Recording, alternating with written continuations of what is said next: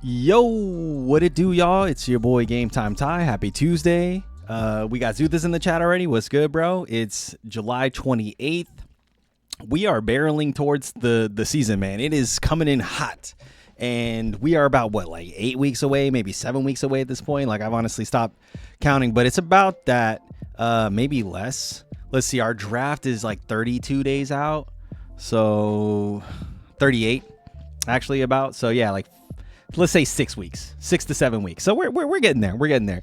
But what's good, y'all? It is there a lot happened over the weekend. I'll say that. I was literally trying to take a little bit of a break from all the madness this weekend. I was taking it easy, not really paying attention to my phone much. And then Rasha hits me up yesterday, texts me, he's like, "Yo, man, we got a lot to talk about on the stream, man. Check it out." And I was like, "What do you mean? Like, what's going on?" He's like, haven't you seen the news?" I was like, "What news? What the fuck's going on?" Sends me a paragraph of just like, "Yo, this happened. This dude, signed this, thing and whatever." And I was like, "Oh shit." Like, I guess I can't even take a couple days, not looking at my phone for there to be 10 plus news stories that I should have probably been paying attention to. But that's fine, because now we get to look at it in real time together on stream, right? Excuse me. So, all right, let's take a look. I already got the news kind of prepped up here, or pulled up here, but there are a couple big things that happened. There was a car crash that Kyle Shanahan was involved in. Apparently nobody got hurt, so that's good. There was a 21-year-old driver in the other car. Shanahan is saying that he is in the wrong for this, so I don't think he's saying he hit her. I don't know why it reported the other way. The police doesn't say that. The police report doesn't say that. Shannon gave his full version of the events. I was going 20 miles an hour. I was on my phone, but I dropped my phone and it was stuck in the seats. It's on my lap. It slid off. I went down to look, took my eyes off the road for 2 seconds, and it was coming up, and the airbag hit me in the face. Damn, they broke his nose. And they said the visor really gashed me. I took those eyes off the road for a moment, looking at my phone, and my car reveered into somebody. Damn, that's kind of scary. I mean, obviously it's good that nobody got hurt, but outside of just the fact that Kyle Shanahan broke his nose but nobody got like seriously injured. That's obviously good.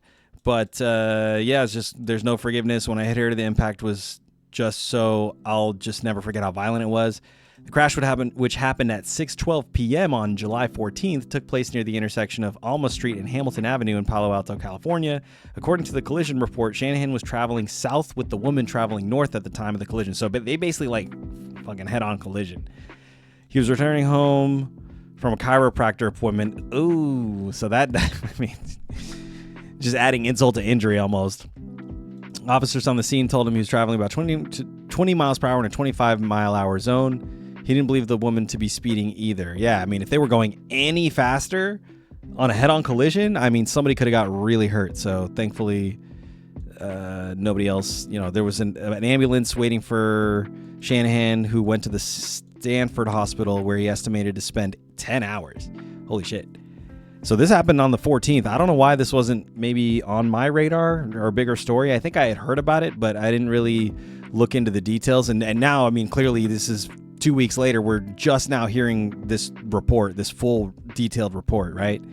So, yeah, I guess point being, dude, how am I? Man, pretty good. It's a Tuesday, which, nothing wrong with Tuesdays, but it's not Friday. Let's just say that. But I'm doing well nonetheless, and I appreciate you reaching out, dude. How are you doing? How's school? How's everything going on with that, man? I know you're working hard to get good grades, so keep that shit up, man. Keep that shit up. And I'm excited for our draft, bro. It's gonna be sick. But yeah, it's a beautiful day out here in Southern California. It's a little hotter or I guess more humid than it normally is. But I mean, I've spent tons of time in Texas. I got a bunch of family out there. This is very reminiscent of that type of weather, just the humidity, the stickiness of it all. But, we do have air conditioning, I'm going to be thankful for that. So not necessarily sitting out in the humid, hot ass weather, and having to bear with it like that. But, anytime I have to go outside, whether it's to do shit, outdoors, running errands, whatever the hell, it definitely gets to me. I gotta wear like tank tops and whatnot. But yeah, other than that, man, it's pretty good. Can't complain. Can't complain. We're getting closer to the season, man. It's gonna be sick. But yeah, continuing to kind of finish this one up, I guess, just to wrap this up. The fact that Shanahan had to come out and say something merely because the report had the reverse be the case, which was the young woman who was driving the other car was blamed for this accident. It's nice to see that he's clearing this record up. Obviously, I think he wanted to get ahead of any sort of criminal potential issues with the other driver. You know, I mean, I don't think there would be a criminal case involving this. Nobody was seriously injured. I don't think any charges were pressed. None of that, right? So, but yeah. Anyways, let's move on to the next story, because that story kind of is a little bit of a downer, but there's definitely some good stories out there.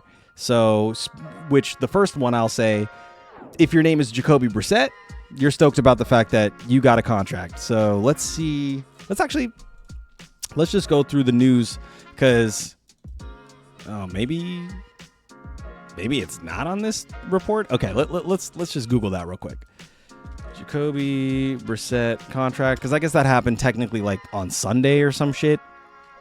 So he signed a 1 year, or I guess signed a restructured. Oh, you're almost done with class? Hell yeah, bro. That's what's up. That's what's up. I hope you're paying attention to class, though. You know,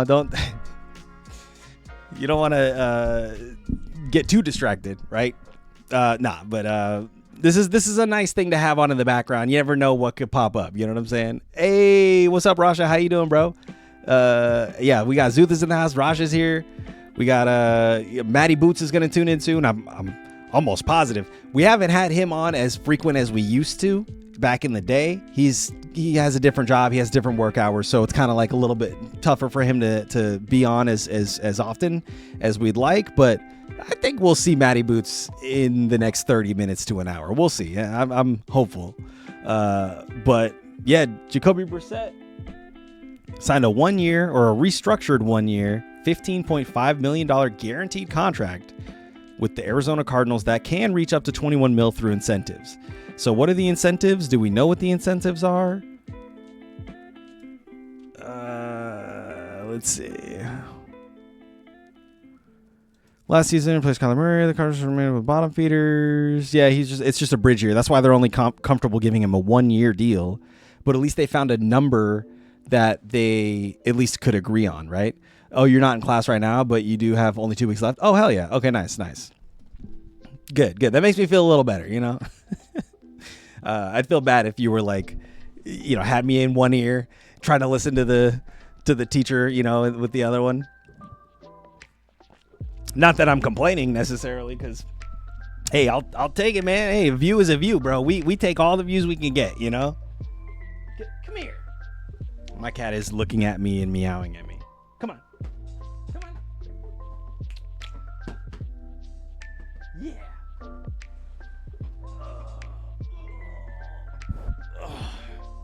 This always happens.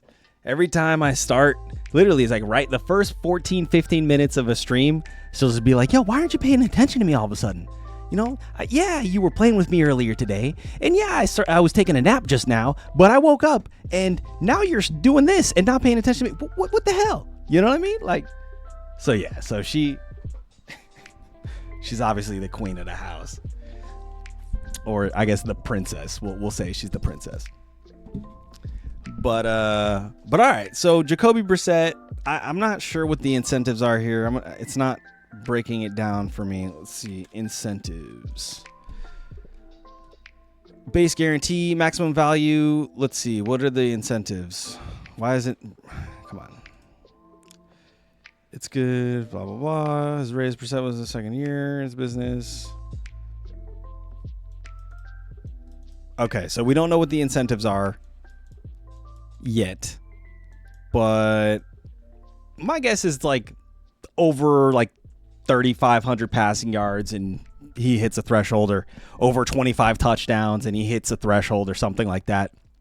I'm sure it's reasonable, but still like high enough to where it's like, hey, you know, we want you to produce, but at the same time, if I'm the Cardinals, I don't even care about the incentives, to be honest, because it's like, what are we really competing for, right? You're in the toughest division. We're going to take a look at them. Or actually, no, sorry. We took a look at their division first, right? The NFC West. Toughest division, hands down, in football right now. So what? You're trying to compete in this division? I guess it's you want your fans to have something to root for, sure. But I don't think anybody's fooling anyone when they think, thinking that the Cardinals are going to be like a viable team, just even in the NFL in general, right? Like I would say, taken out of the division, they're still probably like a sub 500 team or right around there. They would just be barely treading water.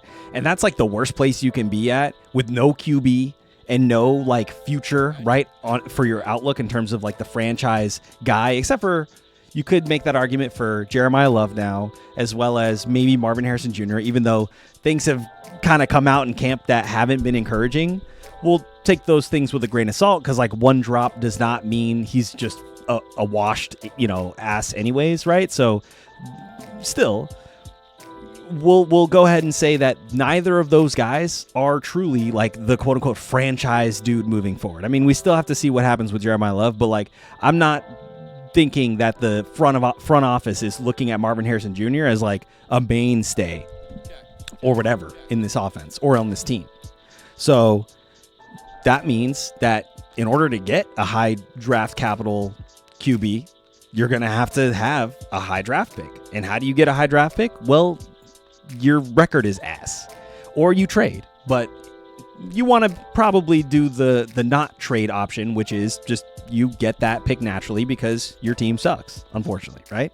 It's not fun when you're in it. And sure, like the fans are going to not enjoy it. And I think even the coaches are probably a little upset. And definitely the players are probably one of the first and foremost when it comes to them being affected by the L's that they're taking, right? Because they're the ones that are on the field taking the L's to the face.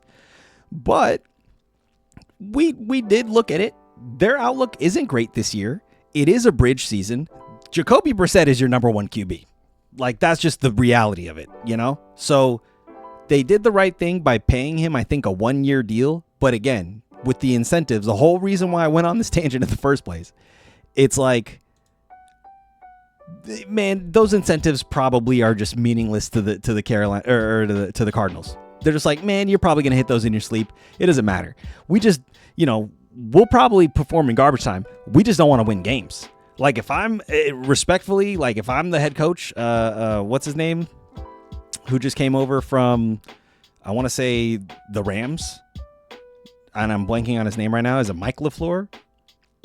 If I'm him, I'm literally thinking to myself, like, why do I want to win games here? I don't have a quarterback. Are we going to trade for a quarterback next year? Probably not.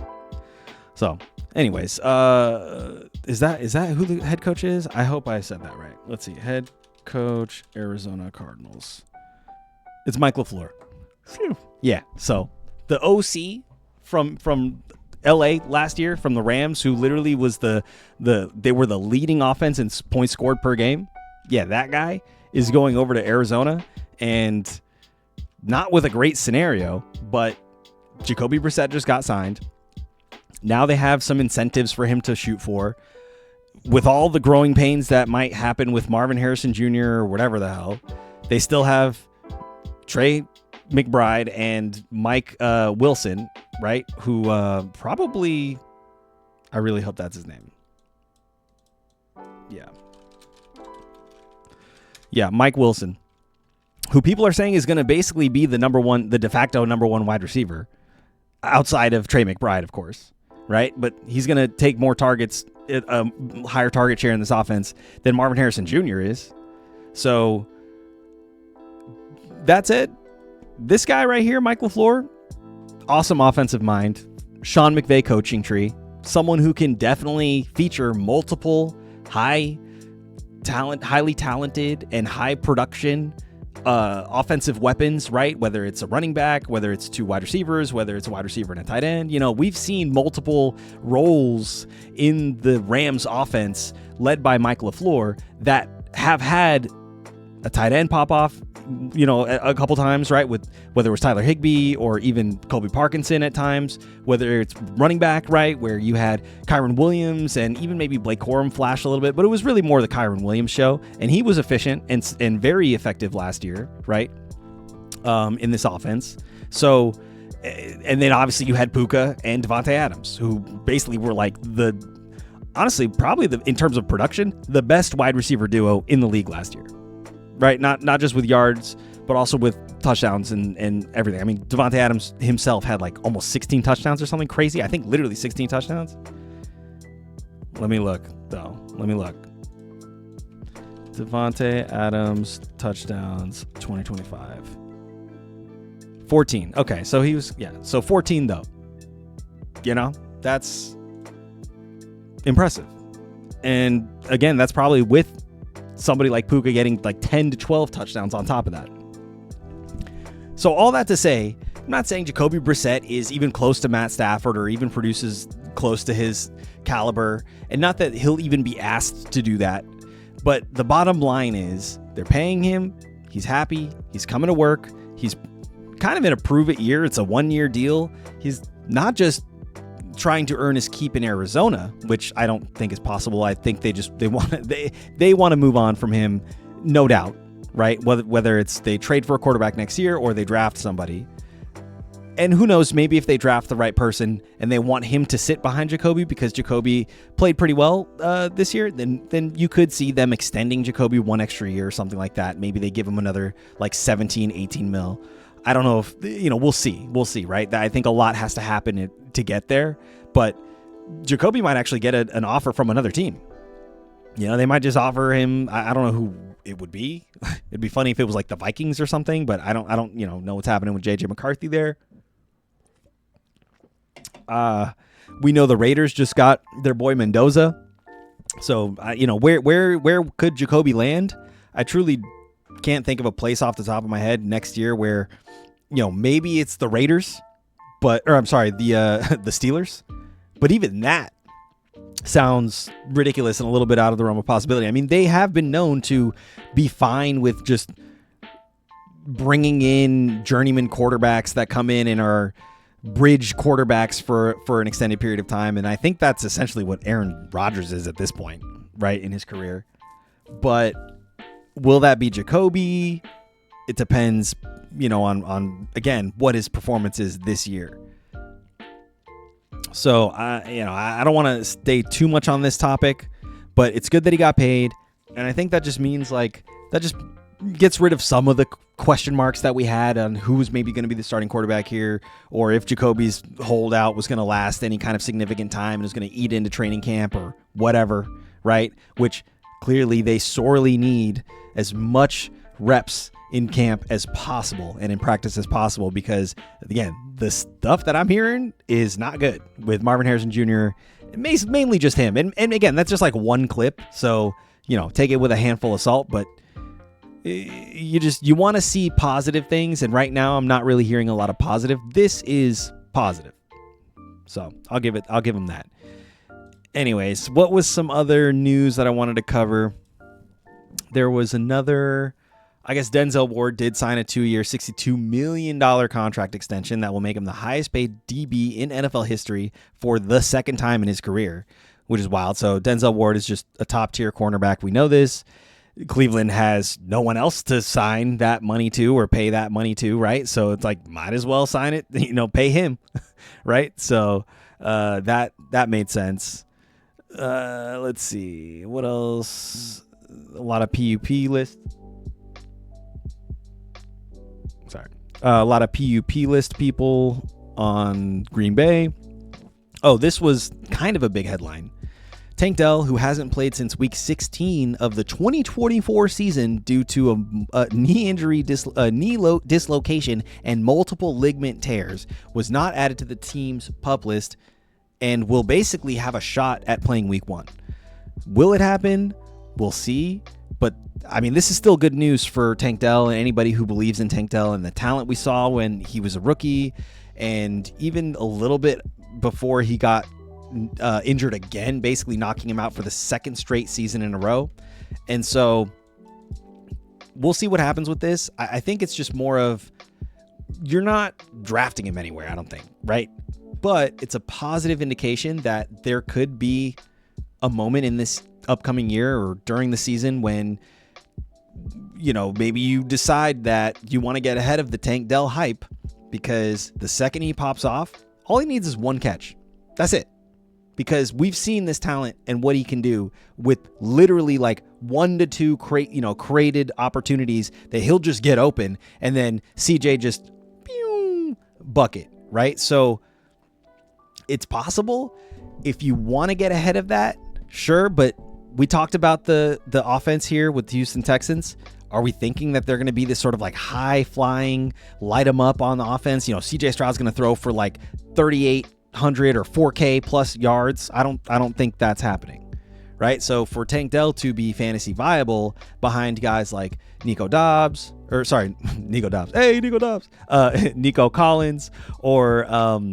maybe even Jaden Higgins, or Jalen Noel, right? These are people which oddly enough, Jalen Noel was placed on the non-football injury list. But when we're talking about the depth chart, these are guys that are above Tank Dell in the depth chart. That said, Tank Dell is someone who they like a lot. Obviously, they've given him this much time to recover, and they want him to come back to form to be a big part of this offense, because when we saw it, it worked. And I don't think they've given up on that. So easily, again, if Tank Dell is able to come back and be even maybe 80% of what he was, probably closer to like 85, 90%. But if he can get there, then I easily wouldn't be surprised. I would not be surprised at all if he leapfrogs Jalen Noel as sort of like the number 3 receiver on the team, with Nico Collins, Jaden Higgins, and Tank Dell being the third guy there, right? So definitely, and obviously Dalton Schultz is still a threat to vulture tight end or touchdowns, because he's like a red zone threat as a tight end, whatever. And then you have David Montgomery, who I am someone who's I'm clearly a believer in, because if we're gonna put it up on the board right now, let's see if I can find it. Predictions, show the full board. All right, so this is my season-long prediction list. I only have 2. I'm probably going to make another one. I should probably make another one by the end of this stream today. But right now, my 2 standing predictions, James Cook will finish above Jonathan Taylor in PPR fantasy points. So that's just, I think me and Matt made that one. It's bold. I get you. But my second one is David Montgomery finishes this year with 250 plus carries, and 1K rushing yards and 10 plus touchdowns, which is his ceiling, sure. And you're picking him up in like the 4th or 5th round. So that's clearly like almost 2nd round, borderline 3rd round type of performance. But man, the opportunity is there. I think, I heard conflicting reports, but sure, you can confirm your bias any way you want. Sometimes you hear things and depends on where you're hearing them or what, how much stock you put into that reporting or whatever. But I did hear some good things about how David Montgomery, and I think this was from the coach themselves, the coaching staff, that David Montgomery is going to be like the 3 down back. He's going to get most of the work. So that just confirms my preconceived notion of how I think this is going to pan out, especially when the Texans are bringing in David Montgomery to literally be that. It wasn't Woody Marks last year. Maybe they still think Woody can do that for them, but it didn't pan out when Woody had the whole role to himself. So that's just me. That's why I'm high on David Montgomery. Anyways, so we're going to move on. That's just good news about Tank Dell. Nothing crazy up until, I guess, Las Vegas Raiders. Crosby is good to go for training camp, which is good news for that team in general. Max Crosby is not only their best defensive player, but like just, I think, a big locker room presence, and I think a captain on the team. So like he literally is one of the oldest tenured leaders there. So that's good to see. Other news, Kirk Cousins is the team starter to begin camp, but Kubiak said he wants Mendoza and Aiden O'Connell to push Cousins. So basically, there's not going to be a quarterback competition per se in the general way that we usually think it has, right? Like Kirk Cousins isn't, in jeopardy of losing his job to either of these guys. But, which is a weird way to say, I don't know, this is a weird way to say it. He wants Fernando Mendoza and Aiden O'Connell to push Cousins. I don't know if that's how I would have phrased it. I actually don't like that terminology. I don't know. Kubiak might be, he obviously is closer to the situation. I'm just a fucking guy on a couch, but like, in my mind, I think there's better ways to maybe get this outcome without like clearly just stating it like outright like that. You know what I mean? I don't know. Maybe I could be wrong about that. I'm sure he knows better, but Rasha said, I know you moved on already, but we saw new head coaches have success in their first season last year with Liam Cohen and Ben Johnson. Can LaFleur make Arizona a surprise team? Ooh, I mean, you're right about that, actually. I like that. I mean, this is the thing. Absolutely. They could surprise people this year. They could easily, I mean, they have the talent.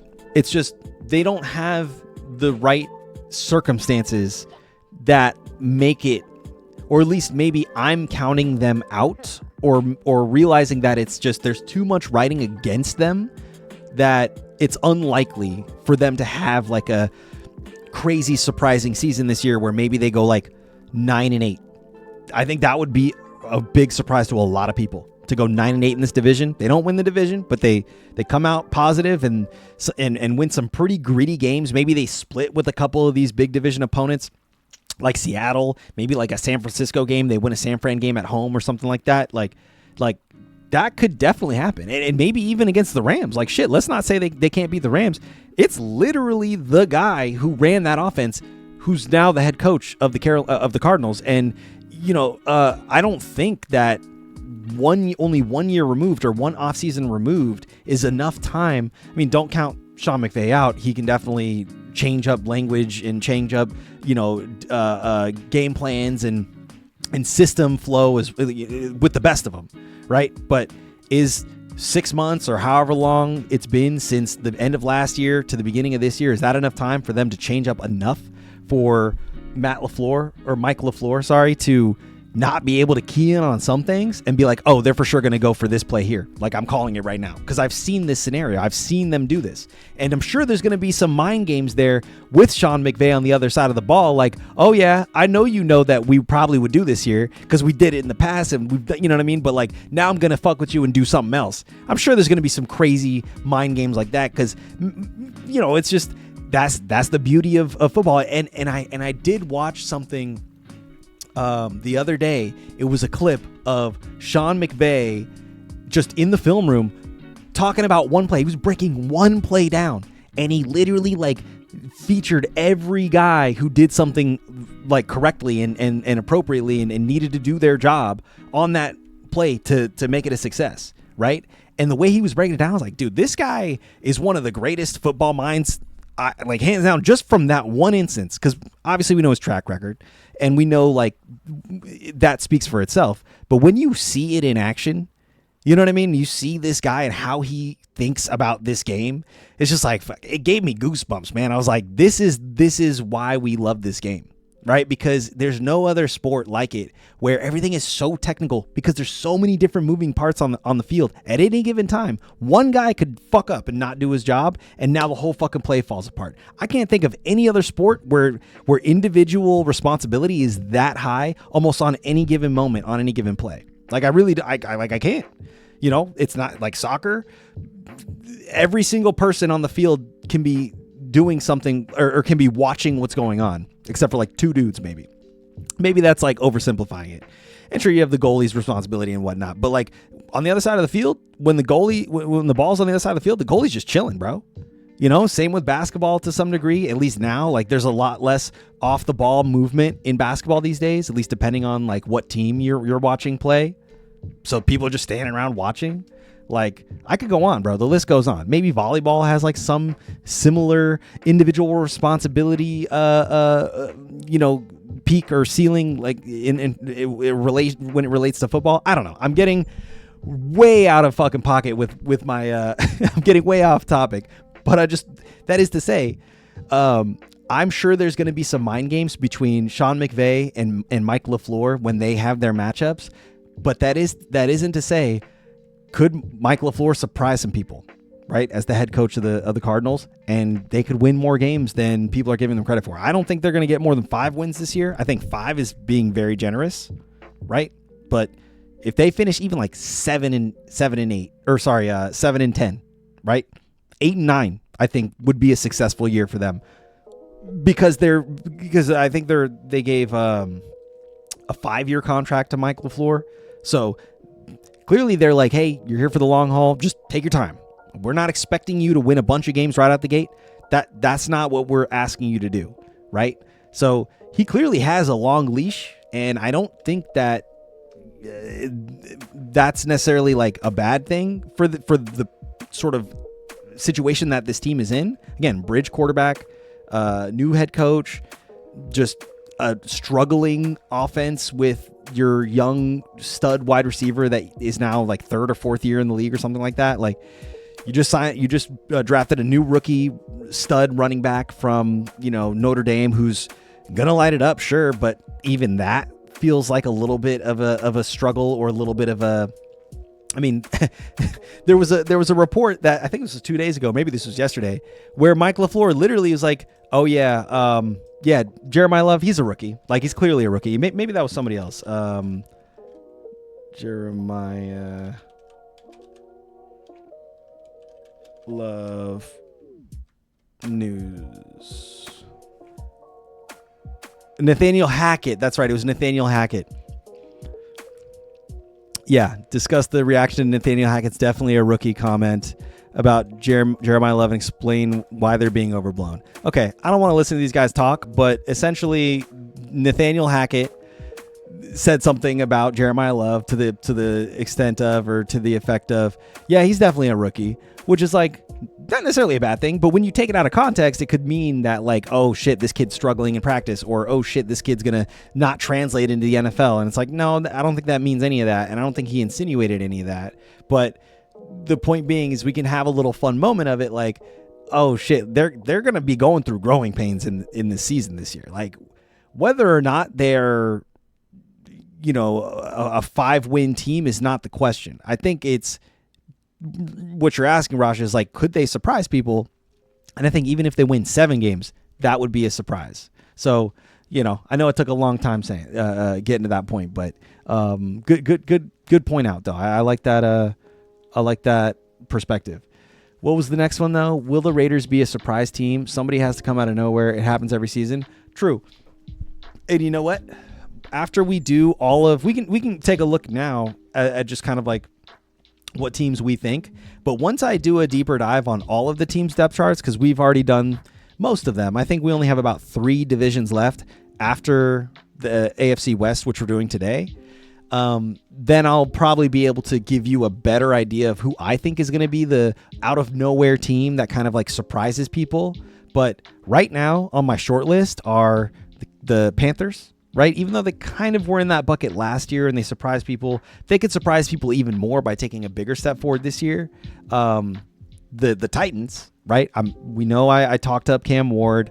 I believe in his work ethic and his leadership ability, right? That's one thing that I will give Cam Ward, that if they can just figure it out with their offensive line, maybe get on the same page with their receiving room, and just give him opportunities to succeed as opposed to what they were doing last year with him, which was not good, then that team could actually surprise a lot of people in an AFC South that is like kind of wide open. I don't know. Maybe the Jags are the lead there, or no, sorry, the Texans, I guess, are technically the team to beat there. But the Jags were the team that I think won this division last year. So I could be maybe giving them a little too much credit, the Titans, but we'll see. Oh yeah, I wanted to ask if you had an idea of what our draft order will be. I think we should try to do something fun with the draft order. Like, typically, I know it just defaults to randomizing it before the draft, like about an hour before the draft. But, if we can figure out a way to maybe do something on stream where we have it randomized, or, we'll think of something. Maybe we do like a marbles game, like somehow, or those people do like those marble races. We'll just add 12 marbles and put each person's team on there, and then whoever, the order that the marbles make it to the end, that will be the draft order or something like that. Yeah, maybe we could do that. That sounds like it could be fun. So we'll have marbles as like the backup, because that's like an easy go-to. But if there's another idea that maybe I think of or someone else thinks of between now and maybe the next couple weeks, then we can consider that as well. But yeah, I think marbles could be fun. Good call, Zuthis, though. I honestly, anything to make things more interactive, I'm always down for, because just randomizing it, with the auto random or auto order tool on Sleeper kind of feels like, it's just, we're missing out a little bit, there could be a little more excitement involved there. So I like that. Okay, cool. So, but back to Rasha's real quick point on the Raiders, or just the team that could come out of nowhere. So if we look at standings from last year and we look at the teams, I'll say the teams that are 6 wins and lower, which of those teams do we think are likely to surprise people and to become maybe 9+ win teams, right? Become 500+ teams. So the teams that qualify for this are, and maybe we should open up to 7 win teams actually, because 7 win, I think, you go 7-10, you're still well below 500 and not a good team on paper. So we'll say 7 win teams or lower. So Miami Dolphins, I don't think they're going to surprise people this year. I'm actually kind of low on them this year. I don't know. I think it's a big down year. This is saying, just know I have the draft pick for one of my leagues. I was just curious. Oh, you already know. Oh, you already know the draft order for one of your leagues. Nice. Yeah. I mean, we could do it earlier so people have like a couple weeks to prepare for their position, because that is a thing too. Like I can appreciate those leagues where they give you at least like a week maybe in advance to have your draft order so you can prepare for that. Most of the leagues I'm in actually don't do that, but I can appreciate doing that. So maybe we do at least give like a week or something in advance with people knowing what their draft order is. I think that's fair. But anyway, so we have 3-14 Jets. I don't think they're getting anywhere close to 500 this year. They could end up getting a couple more wins than they did last year, but I 5 maybe is their cap for me. Bengals, obviously. I mean, the fact that they're even in this conversation just goes to show you how bad of a year it was last year for them, for us, because I'm a Bengals fan.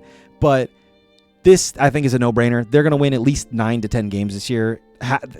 Probably favors to win the division. I'm not going to count out Baltimore.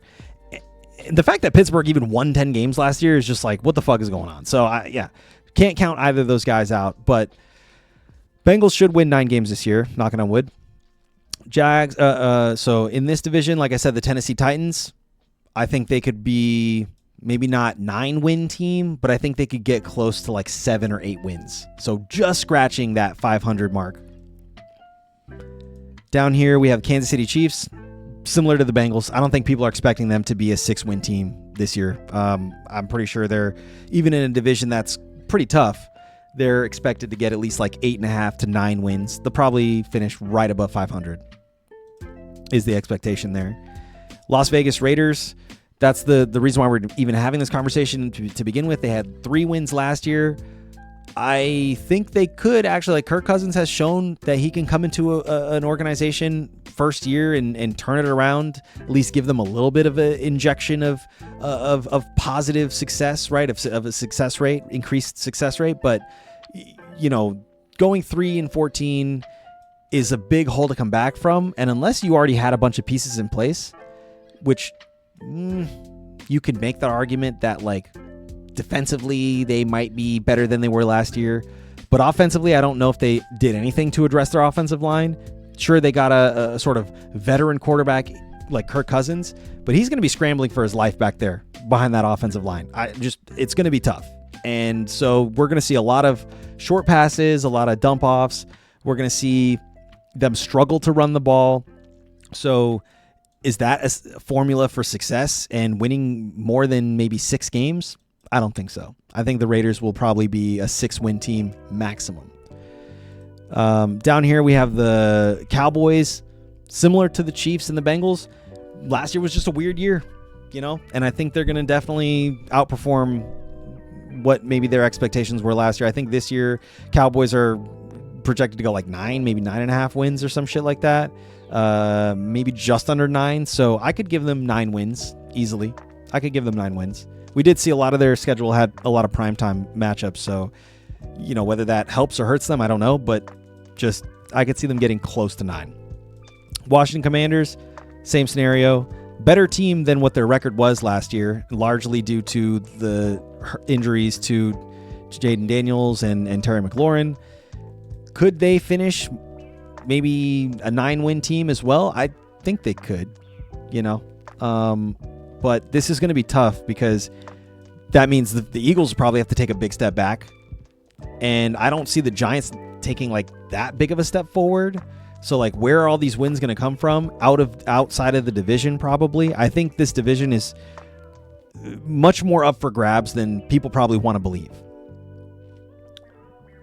Next up is nobody in the NFC North finished below 9 wins last year. That's crazy. That definitely doesn't happen again this year. Carolina Panthers. Okay, so actually the Panthers did have a pretty decent year, 8-9. Did surprise people. So that was the sort of surprise from last year, was Carolina winning 8 games. So, okay, but out of these teams, I have the cat here in my mouth. Out of these teams, the only one that could qualify for this conversation that we're talking about by surprising people from their record from last year, I don't know if the Saints would be a sure shot for me to believe in, but let's see. Tyler Shuck. We actually have to go through the NFC South. I think that'll probably be this Friday. We'll probably do the NFC South on Friday. So we'll look at their depth charts. But right now, I don't have any reason to believe that the Saints would outperform this record by any meaningful margin. So probably another 6-11 or 7-10 season or something like that, right? And then the last one on this list, the Arizona Cardinals, which was, I think, a big reason why we even started this conversation in the first place. And, it's possible. I would say it's unlikely. Out of all the other teams that finished below 7 wins last year, and even the teams who finished 3-14, which were the New York Jets, the Tennessee Titans, the Raiders, and the Arizona Cardinals. So 4 teams at 3-14. I would put the Arizona Cardinals as the second. Actually, I would say this is my rank of the bottom 4 teams. Tennessee Titans, right, to outperform their record. Then it's the Cardinals, so number 2, likely. Then it's the Raiders, number 3 most likely.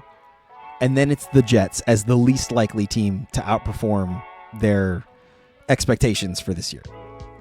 So I took a while to say it. I know I'm long-winded, so please I appreciate you bearing with me on that. But yeah, Rasha, to answer your question, which teams do I think could come out of nowhere? My short list is the Tennessee Titans, it's literally the Tennessee Titans, and that's pretty much it. But we gotta say that someone else could probably be on that list. And so if I'm gonna go out on a limb and just at least give one other team that opportunity, like I said, they're gonna probably go, if they split with the Rams and the Seahawks, right? Or the Rams and the 49ers. If they win 2 games, just 2 within their division, their Arizona Cardinals do.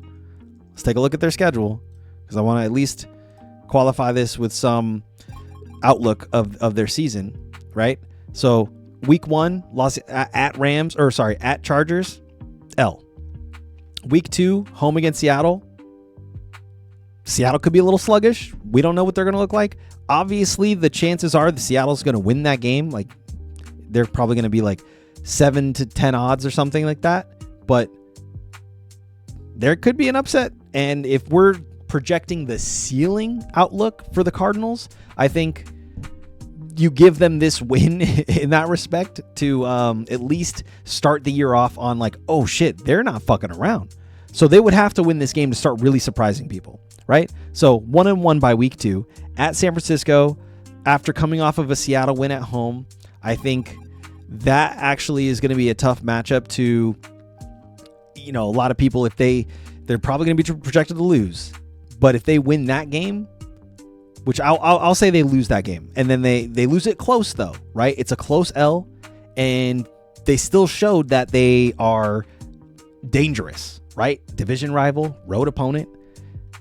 They're in this game for real. Like Jacoby Brissett is literally driving, has the game-winning touchdown, glance off of like Marvin Harrison Jr.'s hands or some shit, and they barely lose the game. Or maybe they miss a field goal on top of that, to tie it up or some shit, and that they don't force overtime or some shit, or maybe they lose in overtime. Whatever the case may be, a close L would indicate to me that, especially after coming off of a win in Seattle in week 2, these guys are going to overperform. That would be like surefire. Like week 3, now I'm watching and I'm paying attention. Especially, obviously after week 2, you beat the Seattle Seahawks. That I think people are going to be paying attention to anyways. But a close L in San Francisco that following week would show me that that's not a fluke, and this team actually is much more dangerous than people want to believe, right? At New York, I think they win. So we'll say 2-2.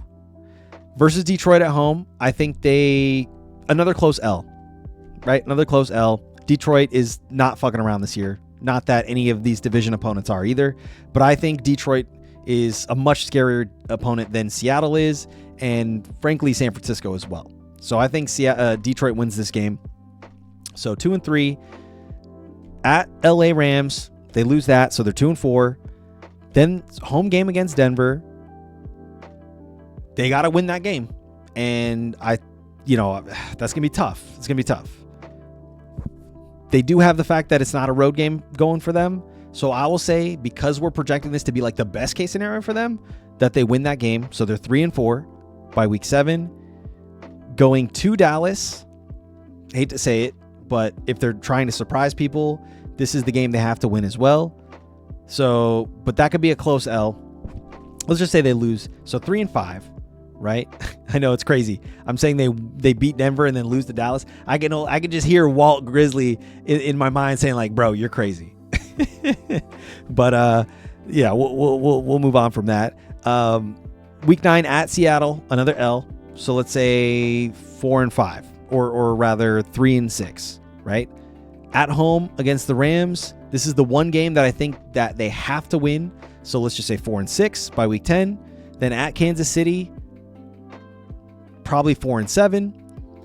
Versus Washington at home, I'll give them the win, 5-7, just for this outlook. And then another home game against an NFC East opponent with Philadelphia coming in.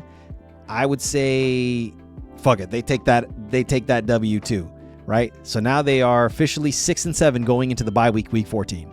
Week 15 now, you have home game against the Jets, crush them. Now we're 7-7, right? At New Orleans, week 16, another win, 8-7. Against the Las Vegas Raiders at home, 9-7, right? So now we're talking about the home game at San Francisco that we were saying probably if they split with some of these division opponents, that like this is the opportunity for them to actually make a wave in this division and surprise people like in a more substantial way than just like winning like 5 to 6 games, right? Because 3-14, I'm going to give them the benefit of the doubt that they can get up to 5 to 6 wins, just looking at the schedule right now, right?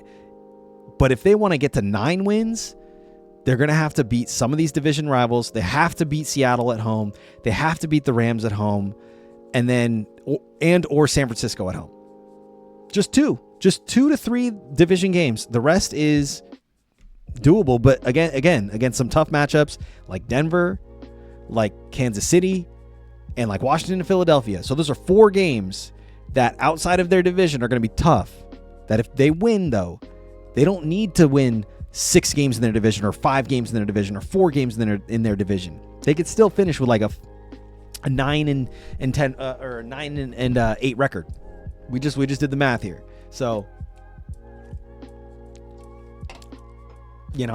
I indulged this a little, this thread of line of thinking a little too much, but But no, I like this sort of hypothetical, and I'll go ahead and drop this off for now. Let's see. Dismiss. Okay. So I think that covers all the news that I kind of wanted to talk about. I don't know what other news I missed. Achane is fully cleared after going off-season shoulder surgery. Okay, that's good. Kyler Murray and JJ McCarthy will both take first and second team reps. Interesting. Okay. I think Kyler is still going to start there, but I guess remains to be officially reported or announced. Let's see. New York Giants, nothing crazy there. New York Jets, nothing crazy there. Philadelphia Eagles, they signed defensive tackle Jalen Carter to a 4-year, $152 million contract extension that is worth up to $160 million and includes a $106 million guarantee, dude. Holy shit. That contract, which runs through the 2031 season, makes Carter the highest paid defensive tackle in NFL history. I mean, good for him. I think he's been one of the premier defensive tackles in the league for at least a couple years now. This is his 4th year.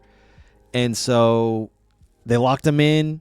They gave him the money. He clearly was a big part of why they won the Super Bowl 2 years ago.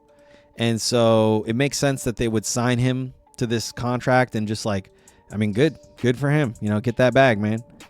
What else? Nothing crazy with the Pittsburgh Steelers. Other than Jalen Ramsey was placed on the PUP list after suffering a knee injury in minicamp. Damn. He doesn't need surgery, but could miss a couple weeks, or will miss a couple weeks. Okay.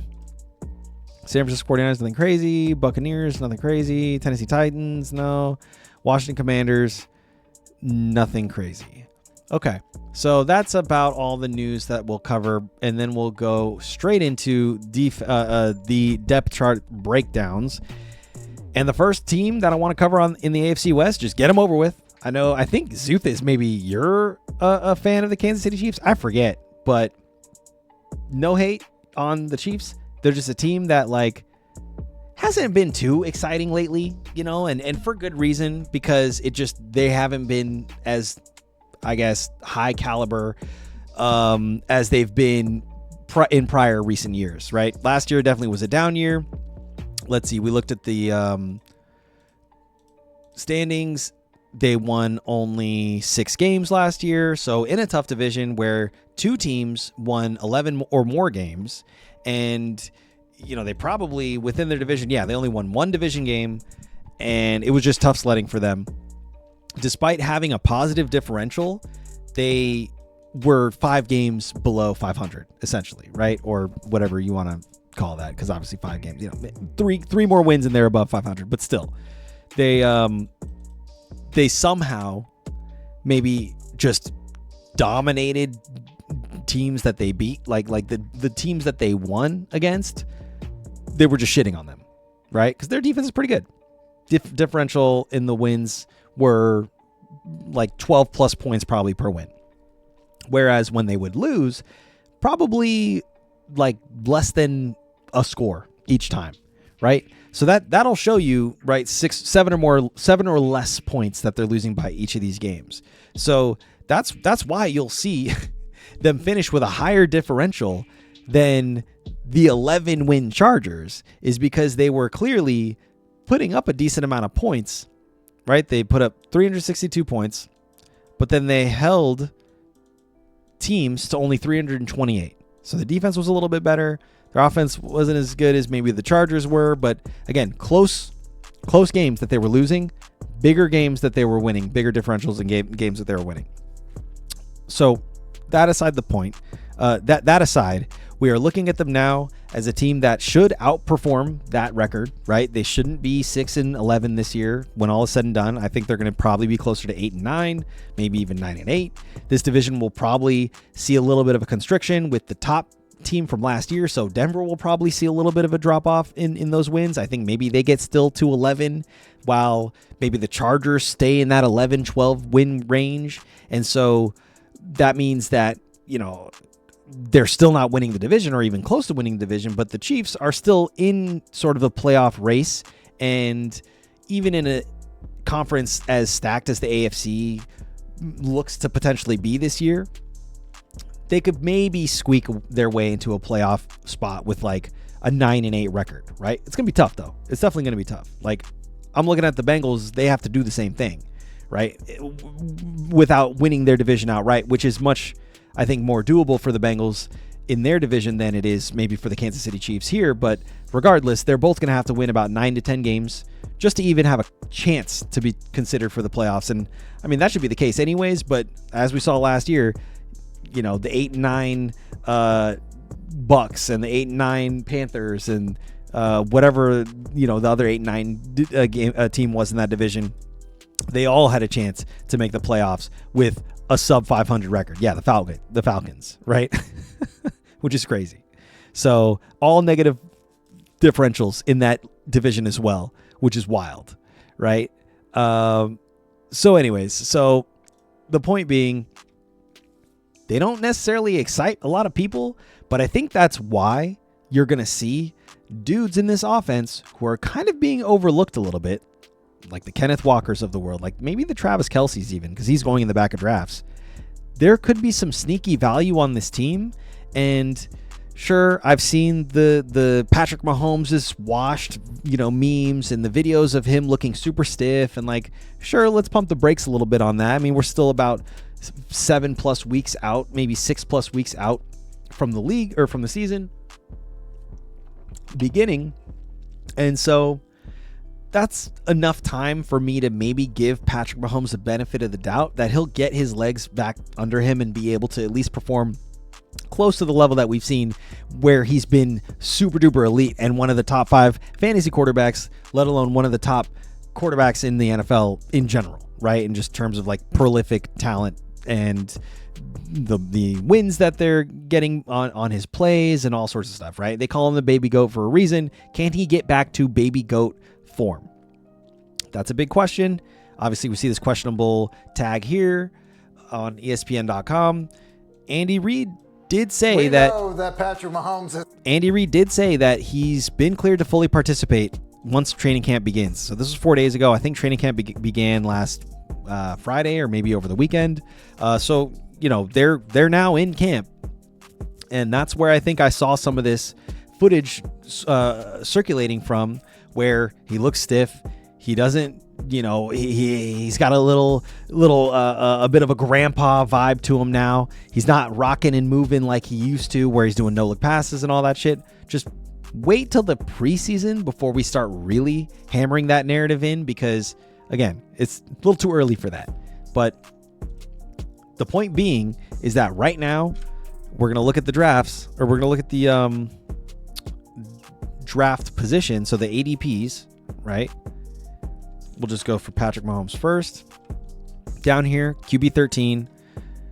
And maybe he gets off to a slow start, but dude, I can't even imagine a world where I'm surprised that Patrick Mahomes is winning people's leagues for them come December, right? Where he just has like a string of games that are just like 25 points, 30 points, 27 points, 38 points, like crazy high scoring affairs, right? Where he's just like putting up 350 plus passing yards and like 4 passing touchdowns. The shit that he used to do, right? Might take a couple weeks, maybe a month to get that rhythm going. But like this team, it almost reminds me of that year where I don't think the scenarios are completely similar, because I think the Patriots actually were a solid team the year prior, but the year where Tom Brady was just like angry, and he literally was just like, no, fuck you guys. I am going to score points. We are going to put up 30 plus a week, maybe even 40, and you might only score like 14, but we're still going to put up another 15, 25, 30 points on you come second half, because that's just what we're doing this year, right? And they won like fucking 16 games or some shit that year. Now, I'm not saying that's what the Chiefs do right now, but you know, obviously the scenarios are a little different. I think that Patriots team was much better and much more equipped to sort of have that type of season than maybe the Chiefs are right now. But the mentality kind of is a little similar to me, whereas like everybody's counting them out, right? I don't think people were necessarily counting out the Patriots, but they did have a little, I guess, criticism for them where we're talking about Spygate, we're talking about Deflategate, we're talking about all these picks getting taken from them. So they had sort of this chip on their shoulder underdog mentality that you can kind of compare to sort of they're being counted out in some type of way where we weren't necessarily counting them out really, but again, that underdog mentality, that chip on their shoulder, that the world is against them sort of outlook was fuel for them. And so do the Kansas City Chiefs, maybe after some criticism is levied on sort of the Travis Kelce, Taylor Swift of it all, I don't know how much of that maybe they will pay attention to. And maybe that's a big reason why they had a down year last year, is because that was such a distraction. And so now with sort of that wedding out of the way and like all of that anticipation and like, oh, I'm going to propose, at the Super Bowl, or like if we win the Super Bowl this year, like we're going to get married, blah, blah, like all that anticipation and that pressure is gone. So like now they can kind of have a fresh start with all that stuff kind of behind them. So we'll see if that is a factor too. But the point being, and then what was Rasha saying now, I believe the new OC and pass game coordinator will do wonders for the Chiefs. Okay. Let's take a look. So who is the offensive coordinator? Offensive coordinator, Chiefs. Eric Bieniemy. Ah, right. That's right. So they got Eric Bieniemy, and he's someone who has had success. I know he's had some decent teams he's been a part of. Let's see. What is his like actual track record? Wikipedia. Does he have some Super Bowl wins? He appeared in Super Bowl, what is that, like 39? Oh, wow. He was selected by the Chargers. Wow, he was a receiver? Dude, that's crazy. I actually didn't know what his actual player career was like. That's cool. All right, so let's just say coaching career. Okay. Kansas City Chiefs, they reached the AFC Championship game. So he was the running backs coach when they did that. And he won his Super Bowl with the Chiefs after defeating... Oh, okay. So their first Super Bowl win was in 2019 when they defeated the 49ers. Sorry, Walt. And then he won his second Super Bowl by defeating the Eagles in 2022. Okay, but what was his role there? Second quarterback. Was he the quarterback's coach? Season. Okay. No, he was an offensive coordinator during those years. Okay. So I don't know why it's not showing me like a grid of his offensive coordinating years, but let's see. Offensive coordinator. Yeah. Okay. Then he was the assistant head coach and offensive coordinator at UCLA in 2024. Came back to the league last year as the running backs coach in 2025 for the Chicago Bears. And then he is now the offensive coordinator for the Kansas City Chiefs again. So it sounds like they had a lot of their success with him as the offensive coordinator, right? So they won 2 Super Bowls with him as the OC. And even though there were some gap years in between 2019 and 2022, which were their 2 wins, it still looks like hey, what's up, Matty Boots? How you doing, bro? Good to see you, man.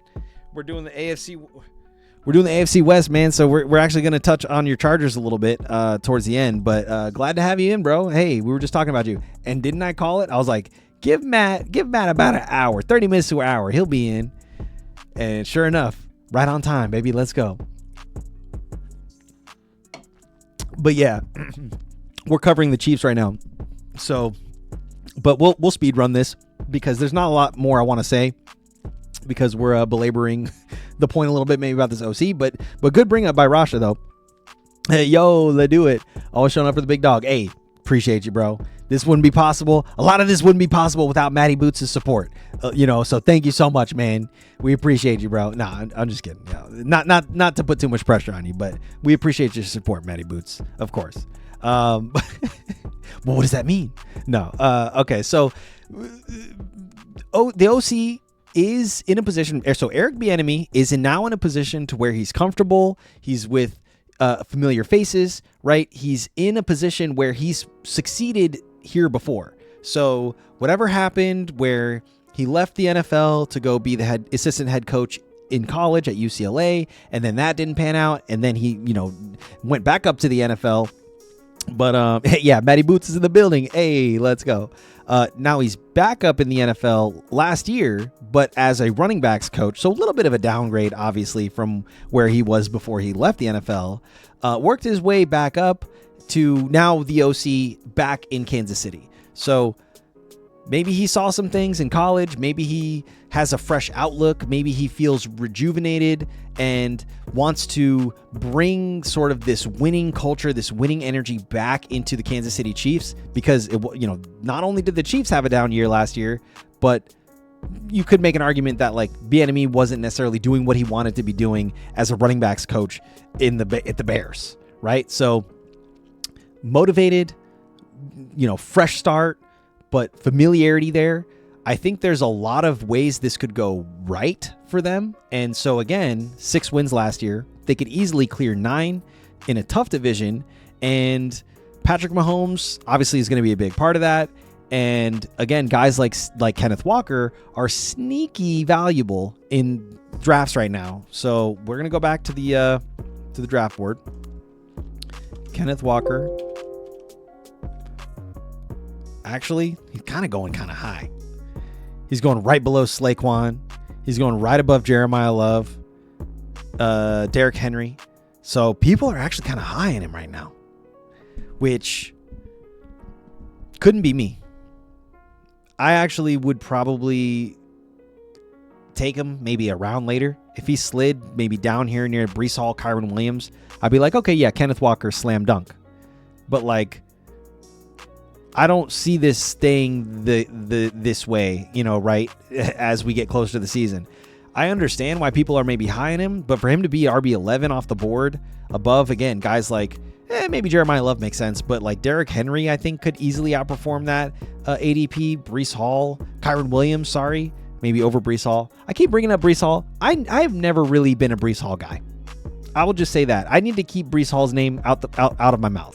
Because every time I bring him up, I'm like, why did I say your name? Why am I saying Breece Hall right now? Anyways, no shade to Breece Hall. But yeah, so, but my point being, Kenneth Walker going a little too high. Maybe, again, a round later. Even Javonte Williams, bro. Rasha, Matt, one of you guys, chime in. Would you take Kenneth Walker first year at Kansas City over Javonte Williams after the year we saw him finish at, and the outlook that the Cowboys have this year, where both teams underperformed last year, right? Chiefs 6-win team, Dallas Cowboys 6-win team. Dallas is in an easier division on paper, right? And Javonte Williams is still a big part of that offense, and Kenneth Walker, again, first year player on this team. I don't know what's going to happen with this role, but to say that like Javonte Williams is going down here and Kenneth Walker's going way up here, like that seems a little weird to me. But, I know, Rasha, you're a Dallas Cowboys fan, so I think I know your choice there. But I'd be interested to hear, either way, interested to hear what your thoughts are there. But I'd be interested to see what Matt said will say on this. Okay, so you're saying Kenneth Walker on the Chiefs is interesting? Well, sure. Let's look at what he finished at last year. RB23, not great. How many games did he miss? None. So he actually played all 18 games or all 17 games, but was just inconsistent. There were weeks where like and again, this is partially because of the Zach Charbonnet factor, right? So outside of that situation now, Kenneth Walker, when he gets the volume, he seems to be pretty solid, even though he only scored touchdowns in 4 games last year. So played all 17 games. There were 13 games where he just didn't score a touchdown. That's just, that's crazy to me. But Zach Charbonnet, on the other hand, scored 12 touchdowns, right? So, yeah, not at all. Has Walker ever gotten over 300 carries? That's a good question. The closest he got was his first year in Seattle, which was his rookie year, where he had 228 carries, where he literally, that was his best finish, running back 18 overall, and best finish across the board. Efficiency, touchdowns, yardage totals. So, like, I mean, with volume, he's good. That's the thing. Is it just like give him a little more volume. Like his efficiency is great. His touchdowns have gone down each of the last 4 years. Literally 9, 8, 7, and then 5 last year. So all 4 years, his highest totals have still been in his rookie year. And I think people are essentially saying to themselves, and they're seeing maybe the writing on the wall of like, what did we see Kareem Hunt do maybe, 8 years ago when it was his rookie year or something, where he was literally the workhorse back. And if you were someone who took a chance on Kareem Hunt, he basically, until he got hurt or something that happened, I forget what happened that year, his rookie year, but he was essentially winning your league up until the point where he got injured or some shit, right? And started missing time. But if the Chiefs are back to maybe not that form where they're scoring like 35 points per game or 40 plus points per game, which is obviously like top caliber offense status, like Kenneth Walker, even at 28 points per game, that's 4 touchdowns on average. 3 of those could go through the air, and that one on the ground could easily be Kenneth Walker like 1 out of 2 weeks. And essentially you're saying he could be back up to like 9 touchdown territory, right? Maybe he gets 240 carries. So still the most he's ever had, maybe cracks 1,200 rushing yards and gets you 9 touchdowns. You're clearly finishing at around maybe the RB 12, maybe RB 11, but then you're drafting him at his ceiling. So you're hoping that he hits the ceiling and then breaks through it, because that we've never seen him do better than that. You're drafting him 7 rounds higher than where he's ever finished, or 7 places higher. So his highest finish was RB 18. You're drafting him as the RB 11. So you're thinking he could finish there, but you're drafting him higher, 7 ranks higher than where he's ever finished, right? I wanted to try and get that out cleanly, but you know what I mean. So are we like, I can't see it. I might not be a believer in Kenneth Walker, and I'm fine with that. But like, if you're asking me to pick him up again over guys like Jeremiah Love, Derrick Henry, Kyren Williams, Javonte Williams, I can't do it. You can't get me to do it. So that's my take on Kenneth Walker. Not that he can't do it. I don't think he will, and I'm fine to be wrong. I'll be happy to be wrong. I'll be like, damn, hey, nice pick, man. Hey, you had a chance to pick up Saquon Barkley, but you went and picked up Kenneth Walker, and it paid off for you. Fucking sick pick, bro. You know, you must be a Chiefs fan, or you must believe in something and see something that I don't. But right now, or you're a Kenneth Walker guy or whatever, and you think he's been misutilized, which is fair. I think that's fair, right? He's been misutilized in the sense that like he just wasn't given the adequate volume that we know he could perform with. But at the same time, part of that is missed games, right? Missed 2 games in his rookie year, missed 2 games the following year. Then his third year, missed 6 games, right? So I think it might be just an injury issue where they can't give him that volume, because when they've tried, he gets hurt. So I don't know. Maybe that's the solution, or maybe that's the real formula here is just workload management, right?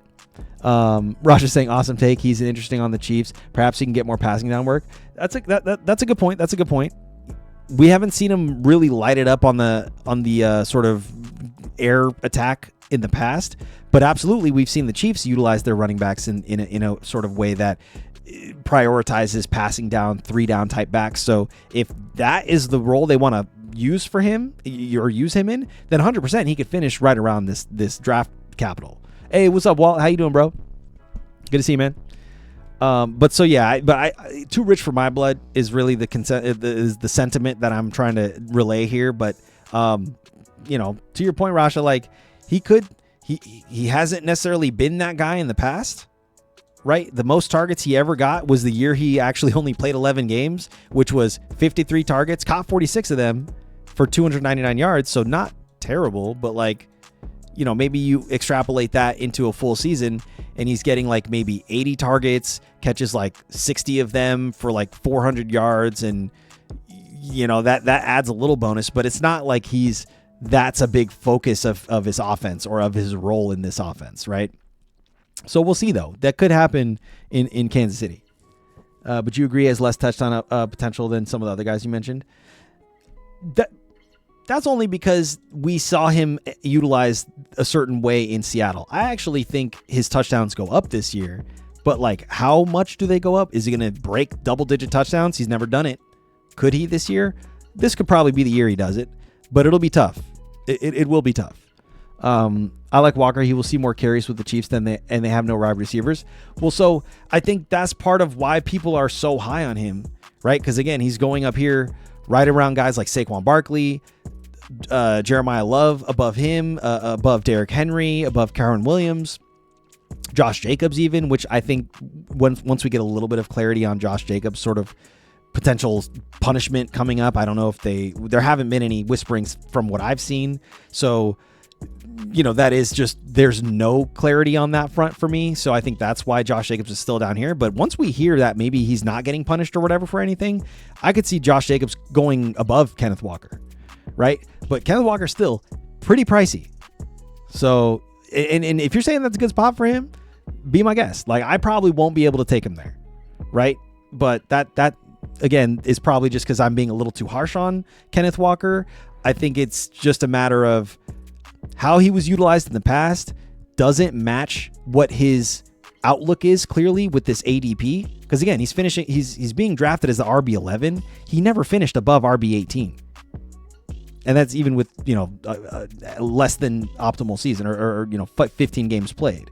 Right. So, but we'll see. I think maybe I'm being too harsh, but I understand why people are a little high on him. What's up, Smooch? Or how you doing, bro? Smooth C, not Smooch. Not high on Walker. He burned me last season. Only performs good in the playoffs. Yeah, true. You mean like the real playoffs, like the NFL playoffs, where he just goes nuclear and like is carrying carrying the Seattle Seahawks for them? Yeah, that's true. Because like in the regular season, you see shit like this, where he'll go 5 games where he doesn't even get you 10 plus points. It's like that's tough, man. And a lot of that had to do with Charbonnet. Again, like this was a lot, Zach Charbonnet. We look at Charbonnet real quick. Finished the year last year, 12 touchdowns. So like he was having more consistent performances than freaking Kenneth Walker. He finishes the RB25 where Kenneth Walker finishes the RB23. So like still under him. But the fact that that's even how high he finished is crazy because this offense could sustain essentially 2 top 25 running backs in terms of fantasy production, right? Which wasn't good for either of them because you couldn't really predict. It was more, actually, Charbonnet was more reliable. Maybe his ceiling games weren't as big, right? Even though he did have this one big ceiling game in week 17. So the fantasy championships actually probably helped you win that, right? So yeah, that's just a tough situation. Maybe not quite that high, but he's in the mix with those guys for sure. All right, fair.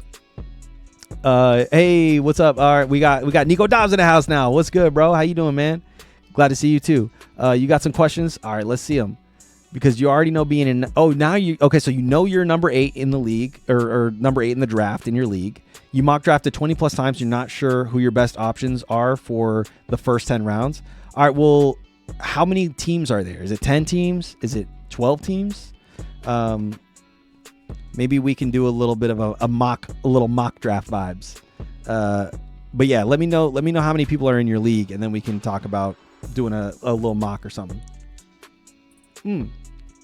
Okay, 12 team PPR. All right, so these are PPR rankings, and again, this is just, you don't always want to take rankings at their face value, especially this far ahead of the season, because things can change. So unless you're drafting like next week, I could even see a week of camp buzz changing things, maybe not up here in like the sort of the top 30 area, but even down here in the middle rounds, I could definitely see things starting to change just based off what we hear in camp. So if you're not drafting this early, just know that if you did a mock draft this week and you ended up with a certain team, or you saw people drafting people a certain way, a week can go by, 2 weeks can go by, and all of a sudden now a player that like was being drafted sort of in like the later rounds is now going like super high. A guy who I could see that happen to is like a Dallas Goedert, right? Where people are slowly realizing like, wait a minute, like I think he actually is going to need to be a big part of this offense. And even though, you know, it's not like a sort of pass heavy attack, so to speak, he had a lot of touchdowns last year. And if he takes a step forward with all of the sort of targets that were vacated when AJ Brown left, well, guess what? That only means good things for this, you know, for this guy in his role. And so Dallas Goedert, who's going down here, and actually, so he's even climbed since last we looked at him, because he was going in like round 13 or 14, right? So he could easily continue to climb up the draft boards. And so again, unless you're drafting like next week, some of these rankings are not going to be what they are by the time draft comes around, actually. Right. So anyways, but we'll take a look at sort of these options for you in a sec. Let me see what's going on in chat. Let's be real. No one is on the Chiefs, or no one on that Chiefs is taking touches away from Walker. I've never even heard of the other RBs. Oh, true. Yeah. I mean, look, it's Emmett Johnson. It's Amari DeMarcado. It's Brashard Smith. Yeah. Not a lot of big names back there behind Kenneth Walker. That said, we'll see what pans out. This guy is the 5th round rookie out of Nebraska, is Emmitt Smith. He's listed as the RB2 on this depth chart. So maybe we'll take a look at his tape, see if there's anything that is kind of standing out to us. But he's a smaller back, so 5'11", 200 pounds. I don't think he's someone they're going to be like ground and pounding with. He's probably maybe someone who's going to be more of a gadget player, like a dump off guy. Maybe he could be their PPR back, you know, outside of where, you know, similar to what Jeremy McNichols maybe did for them last year. So that could be it. But is he going to be valuable? Maybe in deeper PPR leagues, sure. But to Walt's point, I think Kenneth Walker is still like the very safe play. And it's why he's going so high in drafts. I just think he's being drafted at his ceiling. And I'd much rather take guys other than him around that area than decide to pull the trigger on a Kenneth Walker. But he could definitely outperform that ADP. He's got the talent. He definitely has the talent. So, okay, Nico Dobbs is saying you like, oh, wait, I missed Smooth C. All right, so higher on Igbuka or Devontae Smith? Probably Igbuka. I know, I think the reason why I say Igbuka is because, sure, Devontae Smith is on a team that is maybe quote-unquote better, or at least finished with a higher record last year, but do I believe that Devontae Smith can be the number one wide receiver and carry that team? We were just talking about it when we were talking about the NFC East last week. It's a lot of pressure to be sort of the alpha number one wide receiver on your team. We haven't seen guys of Devontae Smith's stature and composition. No shade to smaller wide receivers. I mean, he's 6 foot, but he's like 170 or something. So a smaller guy. We haven't seen that archetype truly be like the number one wide receiver on a team before. I think you usually have to be a little bit bigger or have maybe just a little bit more like beef to you so you can get off the line of scrimmage when corners are jamming you. Because if you're just sort of this single dimensional, not that he is, I know he's a fantastic route runner. He's one of the fastest in the league, and he's definitely one of the best at that position, if not the best of that archetype in the league right now. For sure. But is that archetype the sort of role that can sustain an offense in the NFL as the number one with a quarterback like Jalen Hurts? I just don't know. I just don't know. We've seen smaller wide receivers be great. Absolutely, we have. I'm trying to think of a couple right now. I mean, off the top of my head, I can think of guys like, you know, Antonio Brown, who's 5'11", Stephon Diggs, who's 5'11", Steve Smith Sr., right? He was like 5'9" or some shit like that. You're absolutely right. And he was the number one wide receiver. But Steve Smith, as short as he was stocky. He was actually kind of like a built dude, right? So he was fierce, man. Not to discount Devontae Smith's sort of like mentality or like fight or like that dog in him, but like Steve Smith Sr., man, got that dog in him. You know what I'm saying? Like if you're lined up on the other side of him as a corner, you're expecting him to come at you with everything he fucking has. and not that, again, Devontae Smith doesn't have that in him, but like he's just smaller. He just doesn't have that imposing sort of vibe or bravado about him, right? Which again doesn't take away from his talent. It's just you have to have a sort of mentality to be that number one guy on your team to make everybody else feel like, oh shit, it doesn't matter who's guarding that guy. Like he's gonna get open and he's gonna fucking come down with the ball, you know? But yes, I mean, you're saying Smith will be great. You're not saying Smith will be great. You're just saying he's better than Igbokwe. And between those two, that's a fair take because they'll probably win more games than the Bucks. They'll probably be in closer games script scenario where they need like Smith to come down with a key pass or something like that. I don't know. You know, I'm just trying to be favorable to that outlook. But me, where they're going, I'll just say this. Devontae Smith is going as wide receiver 13. Igbokwe, on the other hand, is going down here as wide receiver 20. So if it's between those two guys, you're already paying up for Devontae Smith, right? If you're saying there could be any kind of similar outcome between either of these guys, then in my mind, the best move is to wait and pick up a guy like Igbokwe maybe half a round later. Say you're like pick 7 and you're looking at Devontae Smith and you're like, I have 2 wide receivers already, or sorry, I have 2 running backs. Maybe I want to get like a quarterback here with Josh Allen, or maybe I want to go get a wide receiver, or maybe I'm comfortable waiting for a wide receiver. I don't know. This is obviously a hypothetical. In my mind, waiting on Devontae Smith or passing on Devontae Smith and going a guy like Josh Allen, if you do that, or if you only have 1 running back, 1 wide receiver, and you decide to go another running back here with like a Saquon Barkley or even a Kenneth Walker, and then a few picks later, you're in position to pick up Igbokwe as your wide receiver 2. I would prefer to do that and have Igbokwe as my wide receiver 2, where I get somebody like a Josh Allen or Saquon Barkley instead of Devontae Smith, than having the reverse be the case, where I maybe get Devontae Smith and then I end up with like, I mean, you know, Drake May isn't necessarily the worst option outside of Josh Allen, right? But it's not Josh Allen. And you're still taking a chance with Malik Neighbors. You're still taking a chance with guys like Derrick Henry. And Igbokwe feels a little safer to me. Just, we've seen him do okay in the absence of Mike Evans. And the reason why he had down games was because he actually was just dealing with injuries. Like, he didn't really come back and perform 100%. I truly think they rushed him back. Like, he didn't even miss a game. Like, it was literally like he dealt with a hamstring injury and then it was just like, oh, they just stopped talking about the hamstring. Or they were talking about it, but he was playing through it every single week. He was just like questionable going into each week, right? So you couldn't even confidently play him. So this is how he started last year. Incredible, right? Can he do that again? I think he can. I think it's just, again, the reason why we're maybe lower on him than we should be is because he was just playing through injury last year and he just wasn't great. He just wasn't great and this offense also was struggling a lot.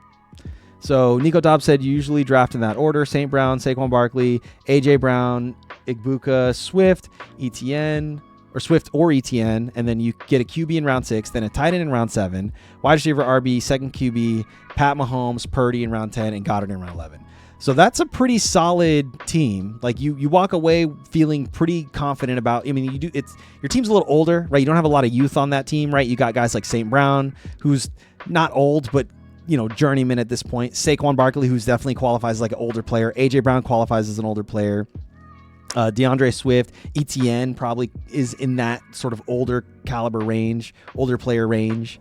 And then obviously, Pat Mahomes, you're taking a little bit of a risk with him, but could pay off for you where you're getting him. So clearly could easily outperform his ADP. And then Purdy, I like as just a guy who's like a fallback dude who you get basically for pennies on the dollar of where he'll probably finish.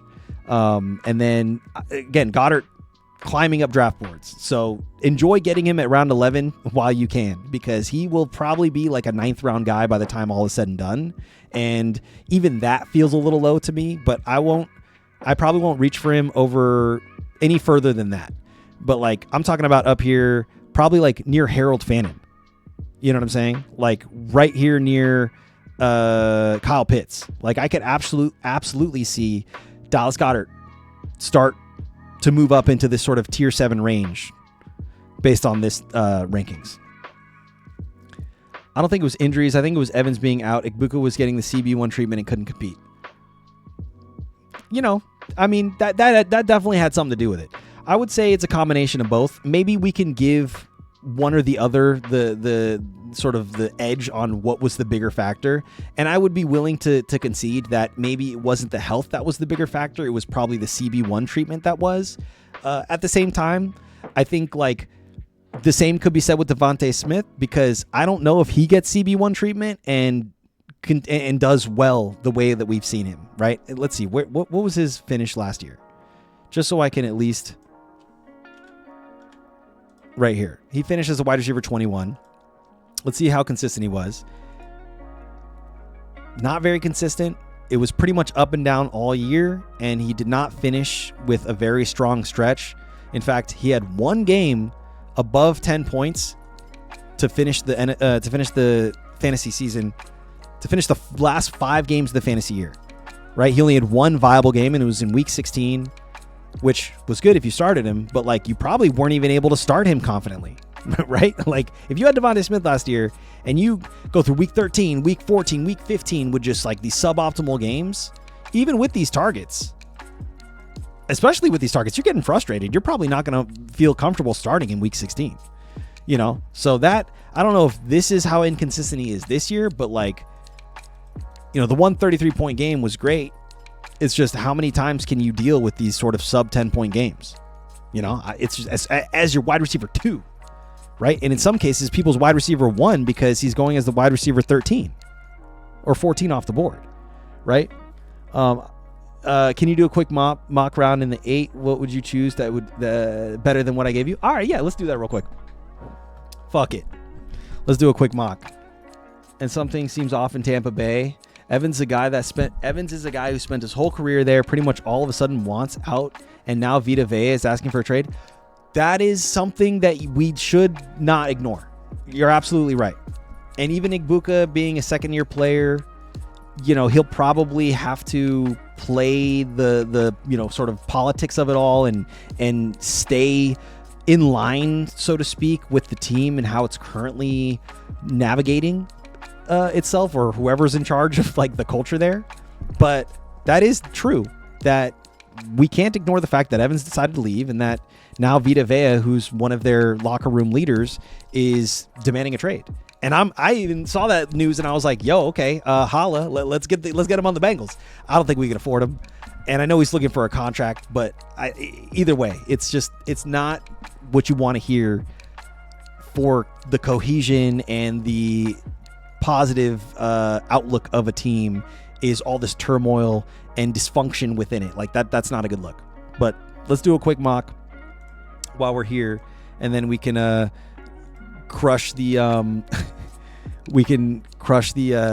the rest of the division here, because there's not a lot to talk about with the Chiefs, to be honest. What should we do? Should we do ESPN mock draft? I think ESPN is fine, right?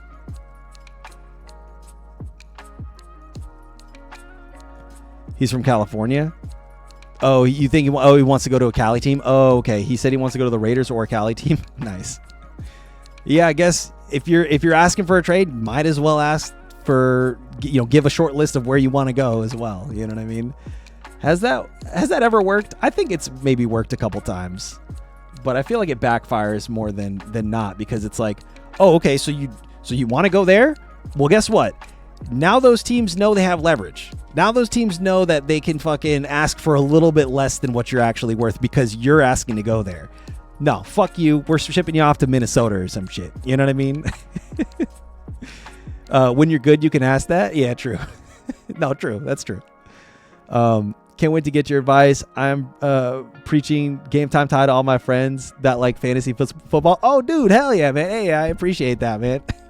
We're building a little community here. You know what I mean? We're slowly getting the word out to folks, and hopefully you guys find some value in this. You know, I have a lot of fun chatting with y'all, so hopefully you guys find it entertaining. You guys find it maybe knowledge. You find some little nuggets of knowledge here as well. And obviously, like we're open to all sorts of takes, so folks can get in chat and sort of drop takes that they like, and I'll be the first to be like, yo, that's a good take, you know. And sometimes those takes I take. How many times can I say take in the next 30 seconds? Sometimes I take those takes and mold them into my own takes, and then anyways, so yeah, dude, when you're good, you can ask that. Oh yeah, you already said that. Anyways, so let's do a quick mock draft. I'm gonna go ahead and sign up for a mock. Continue to my league. All right. Let's see, where are the mock drafts?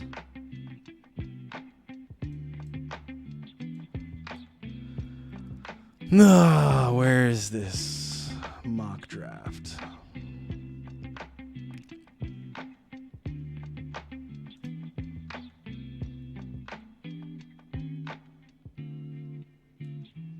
Why is it not letting me mock here? ESPN picks QB in priority. I recommend sleeper instead. Oh, okay. All right, I'll do sleeper then. Actually, I can just do that here. I'll do sleeper mock drafts. Practice drafting. Let's go.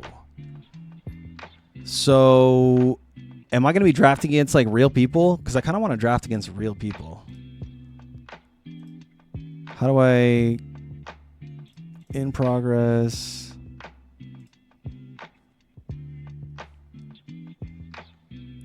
Is it just going to simulate the picks? Because I kind of like drafting against real people, but fuck it. I'll just do a simulated one for now, just because time is of the essence. I've only drafted with bots. Okay, so that's one thing that I will say. I know it hurts to see a mock draft lobby that you join up and then 3 rounds later everybody's just on auto picks. Like, I know that sucks, and trust me, that's going to happen a lot. But I think there's still value in drafting against real people because you can see the sort of tendencies that break the norms, right? You can see the random reaches for guys, and like, sure, some of that is just like, because it's a mock draft, people don't really give a fuck, so they're trying new crazy shit. But some of that is like valuable information because you can see, again, like, oh shit, I didn't think anybody was like this high on like a fucking, DeAndre Swift or some shit. Obviously that's like a bad example, but you can kind of see the tendencies that if you start seeing those patterns enough, give you the information of like, okay, clearly there's something going on here of why I'm seeing this particular player go earlier than where they're listed on like these rankings consistently, right? So because a lot of the times when you're drafting with bots, they're stuck to the rankings. They're essentially going to follow the pattern, every time. Oh, let me turn this off.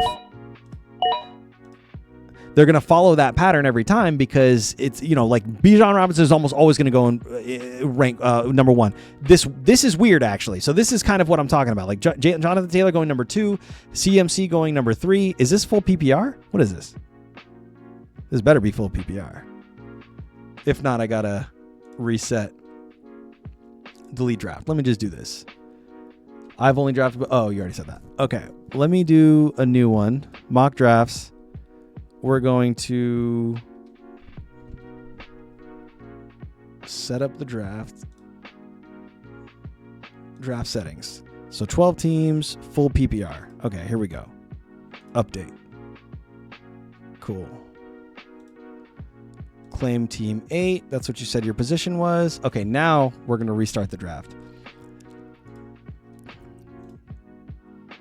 Rasha says, those are great takes, and they didn't extend Baker yet. Okay, so thank you for reminding me. They didn't extend Baker yet. So that's another point of turmoil within that organization that, like, you know what I mean? Oh shit. All right. Hell yeah. Let's do this. All right. Let me reset. End this draft. Delete the draft. Okay. I'll start one. And I'll send the link so you guys can join. How about that? That sounds like a good idea. Do you want the 8th spot then, or do you want to see how I draft from the 8th spot? What do you think, Nico?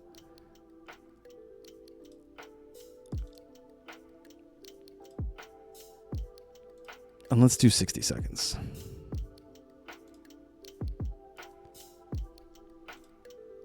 Create the draft and share the link so we can join you. Yeah, I'll do that.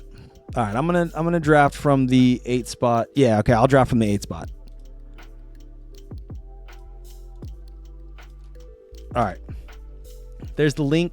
If you want to join us for this mock draft, please feel free.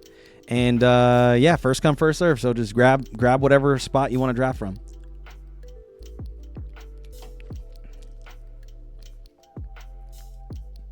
And then once we get at least Nico, maybe Rasha or Walton here, we'll start the mock.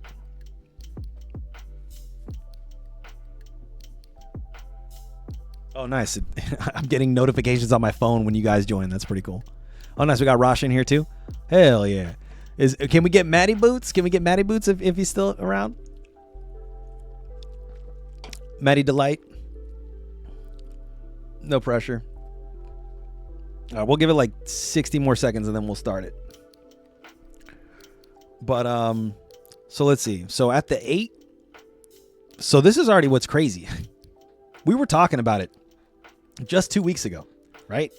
James Cook going down in like the second round, like back of the second round, just 2 weeks ago. Now he's up here in the first round, right next to guys like Jonathan Taylor, CeeDee Lamb, Amon-Ra, like Christian McCaffrey, right? Like all it takes is just a couple weeks and you see a guy jump up a draft board. Like it makes sense, right? So I'm high on James Cook. We know the reason why I'm so confident in my guarantee that I made this year of he's going to finish above Jonathan Taylor in fantasy points this year, in full PPR fantasy points, is because I think, and I see the path to this sort of peak year for him. Last year was a big year as well, but I think he could finish even better, right? He finished as RB5 last year, which is crazy.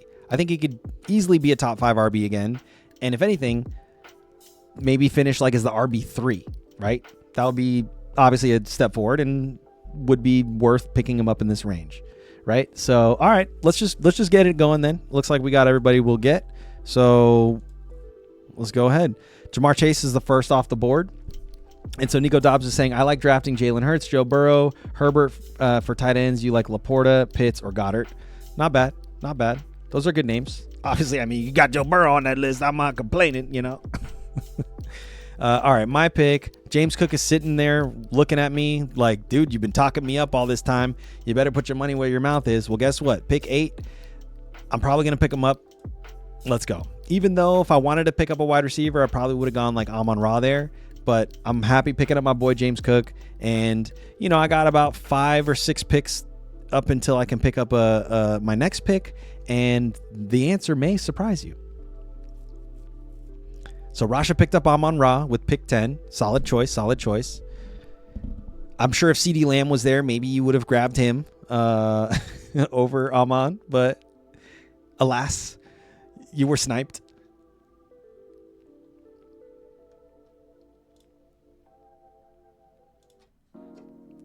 Maybe I should put on some draft music too. Nah, this is just a mock. I think I'll save the real draft music for actual draft day.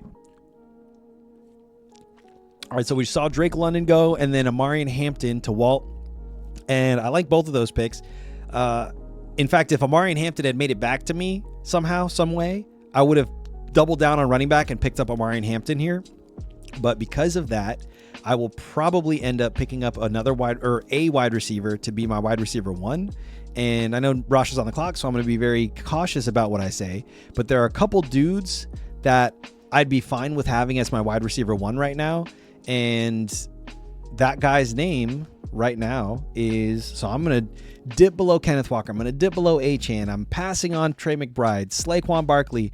If I wanted a second running back, I probably would be inclined to pick up a Saquon Barkley right now. That said, nah. What I'm going to do, again, this may surprise some folks. I'm going to go ahead and pick up my boy Nico Ballins, who did have an underwhelming year last year, and maybe that was due to like the Texans offense being kind of underwhelming and their defense being better than maybe people were expecting, and so they didn't have to be as good on offense as they needed to be, and for whatever reason they just weren't. The volume wasn't there. Like the pass attempts were just like at an all-time low for CJ Stroud in his third year. So like whatever the case may be, Nico Ballins, despite having a quote-unquote down year, finished as the top. Oops. I don't know why I can't look at his player card. Oh, here we go. Finished as a top 10 wide receiver 9 last year. So where I got him, we're talking about picking him up like right around where he finished last year. But I could see him being someone who outperforms that ADP and even finishes somewhere as like a top 7 wide receiver, right? I'll rewatch the live so if I can't finish the draft. All right, no pressure. I started to get Collins and try double wide receiver. What is your favorite team build? All right, hold on. I'm on the clock, so let me go ahead and pick up another guy right now. So we have guys like Bucky Irving, Kyren Williams, Breece Hall, T. Higgins as sort of like the top options in this area. I would say I want to shore up my wide receiving room, but I'm, don't want to just go full homer mode. So what I'm going to do is because I've been talking Kyren Williams up a little bit, I'm going to pick him up because I think he's a solid RB2 and again, could finish above his ADP, but I'm playing it safe with my running backs now. It sounds weird to say Kyren Williams is a safe pick, but like out of all these guys that were in this range, unless I wanted to like pull a full reach, I think it was probably one of the safer picks for me to make. Bucky Irving would have been interesting. That's probably the higher upside pick. We were just looking at both of these guys, I think on Friday, right? So that was sort of a choice that people were making, Kyren Williams or Bucky Irving. Kyren is the safer play for me. Bucky could be good, but like we were just talking about all the dysfunction in Tampa Bay, and that along with maybe some other things I've seen about Bucky and maybe his questionable tag going into this year. Again, we're drafting really far ahead of the actual season opener. So like things could change between now and season start. But I'm just not necessarily a Bucky guy at this particular moment in time. Things could change, but yeah. So, okay, nice. Walt comes back with the Travion Henderson and T. Higgins back-to-back picks. I like it. I actually really like his team so far. Like, you got a good situation unfolding here. Especially if Drake London can get on any kind of a good rapport with Tua, which we've seen him do it with, we've seen Tua do it with guys like Tyreek at a certain point in time, as well as maybe Jalen Waddle has had some success with Tua. So if Drake London can even be in between that in some way, then that is going to be a good outlook for Drake London. So I definitely like Walt's team right now. Rasha went and grabbed Colston Loveland with his last pickup. That, I think we've seen him go earlier than that, so I think you got him a little bit lower than maybe where he was going, so a little bit of a discount. But, not the worst pick. I think I obviously pass on tight ends, but you could make an argument as to why that's super solid. Now we're looking here. Do I want to go ahead and grab my wide receiver 2? I probably should, or I will probably just keep punting on that front. But right now, what I'm going to do... Oh, fuck.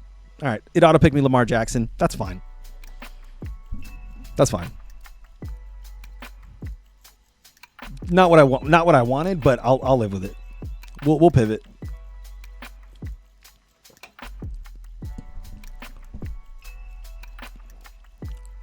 You're on auto-pick. Turn off auto-pick. All right, now let me lock the fuck in. I like my sort of running back depth, or at least my starters. Yeah, Bucky has shot up in ADP. That's true. So it looks like after me, it's McConkey, Waddle, Burden. So a bunch of wide receivers go off the board. All guys I was definitely looking at as my wide receiver 2 options.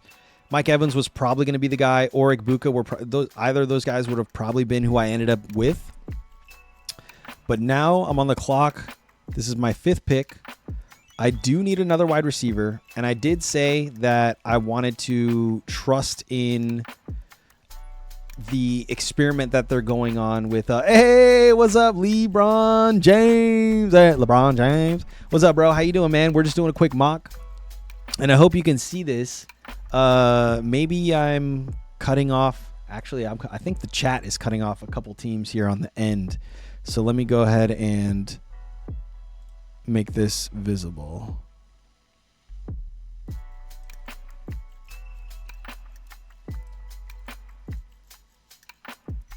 There we go.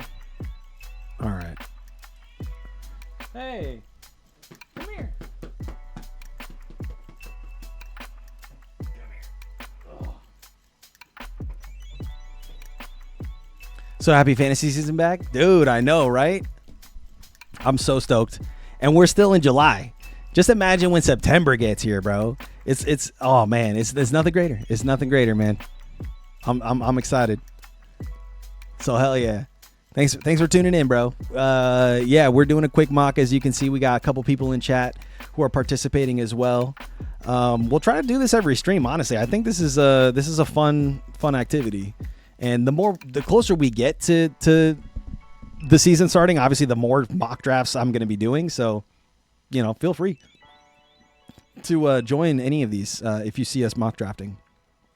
So, all right, I'm sitting here with a quarterback and my team pretty much locked in for my starters. I do want to get some sort of flex depth now, though. So what do I have as my options in this range? I'm not high on Bashaw. I don't really like Rome Odunze. There's no reason for me to believe in Christian Watson, right? So the next guy on this list that I'm somewhat a little bit, have some faith in or confidence in or want on my team is RJ Harvey, who had some pretty good success last year and I think will take a big step up this year. So if he's it is great practice for sure. If he's my RB3 or flex or someone who I don't need to necessarily rely on each week, but can, sort of plug in on maybe a bye week for Kyren or James Cook, or even just like, again, like a trustworthy flex. Stoked about my draft capital here for him. Definitely could outperform his ADP, right? So I think that maybe I'm just like a little too high on him, but I think I'm someone who is a RJ Harvey believer as opposed to people who might be, in the J.K. Dobbins boat or just think that the Broncos are going to take a big step back anyways this year because maybe Bo Nix is slow to start or whatever. But that just, in my mind, what I'm hearing is RJ Harvey's going to get a bigger workload to start the year so that Bo Nix can kind of get his legs back under him. But what app are you using? We use Sleeper for most of our main leagues, but I use pretty much I have leagues on every single platform. I want to say I have leagues that I'm in on NFL. I have leagues that I'm in on Yahoo. I have leagues that I'm in on ESPN, right? So literally like all the big platforms, I have leagues that I'm in on. So, but I think I prefer Sleeper. I think it's grown on me to the point where I think Sleeper is the best user interface. It's the best like for customization from what I've seen, and especially for things like pausing a draft or resetting a draft or configuring things in the middle of a draft. No other platform has the tools that Sleeper has, and I'm not like sponsored by them or anything, but I just believe in their perspective on fantasy football. Because like, why are you like, don't be so constrictive with how you're letting people and commissioners like sort of utilize these tools with your league. But anyways, I'm on the clock. Mekhi Lemon is the Philly rookie that we were looking at. I could go for more wide receiver depth. In fact, I probably should. So my next pickup here is going to be Parker Dubb. And yeah, it doesn't feel good to go for a guy like Parker Washington as your wide receiver 3. But I will say, even if he takes any kind of, significant step forward, not even significant, any kind of like a small step forward from where we saw him last, which was, let's just say, last year he was getting, where is his targets? Right here. Last 2 games of the year, 10 targets, 6 catches, 145 yards, a touchdown. 20-point finish in full PPR. Sorry, 26.5 finish, fantasy point finish in full PPR. Next week, week 17, 10 targets, 8 catches, 115 yards, no touchdown, but still got you 19 fantasy points in full PPR scoring. So like, and this is a guy who people are talking about how he could potentially like leapfrog Brian Thomas Jr. as the de facto wide receiver 1 on this team, or like the actual legit wide receiver 1 on this team. I don't know if that happens, but for someone who had a really strong finish, and I don't think that volume is just going to evaporate into thin air. Maybe it decreases a little bit while Brian Thomas Jr.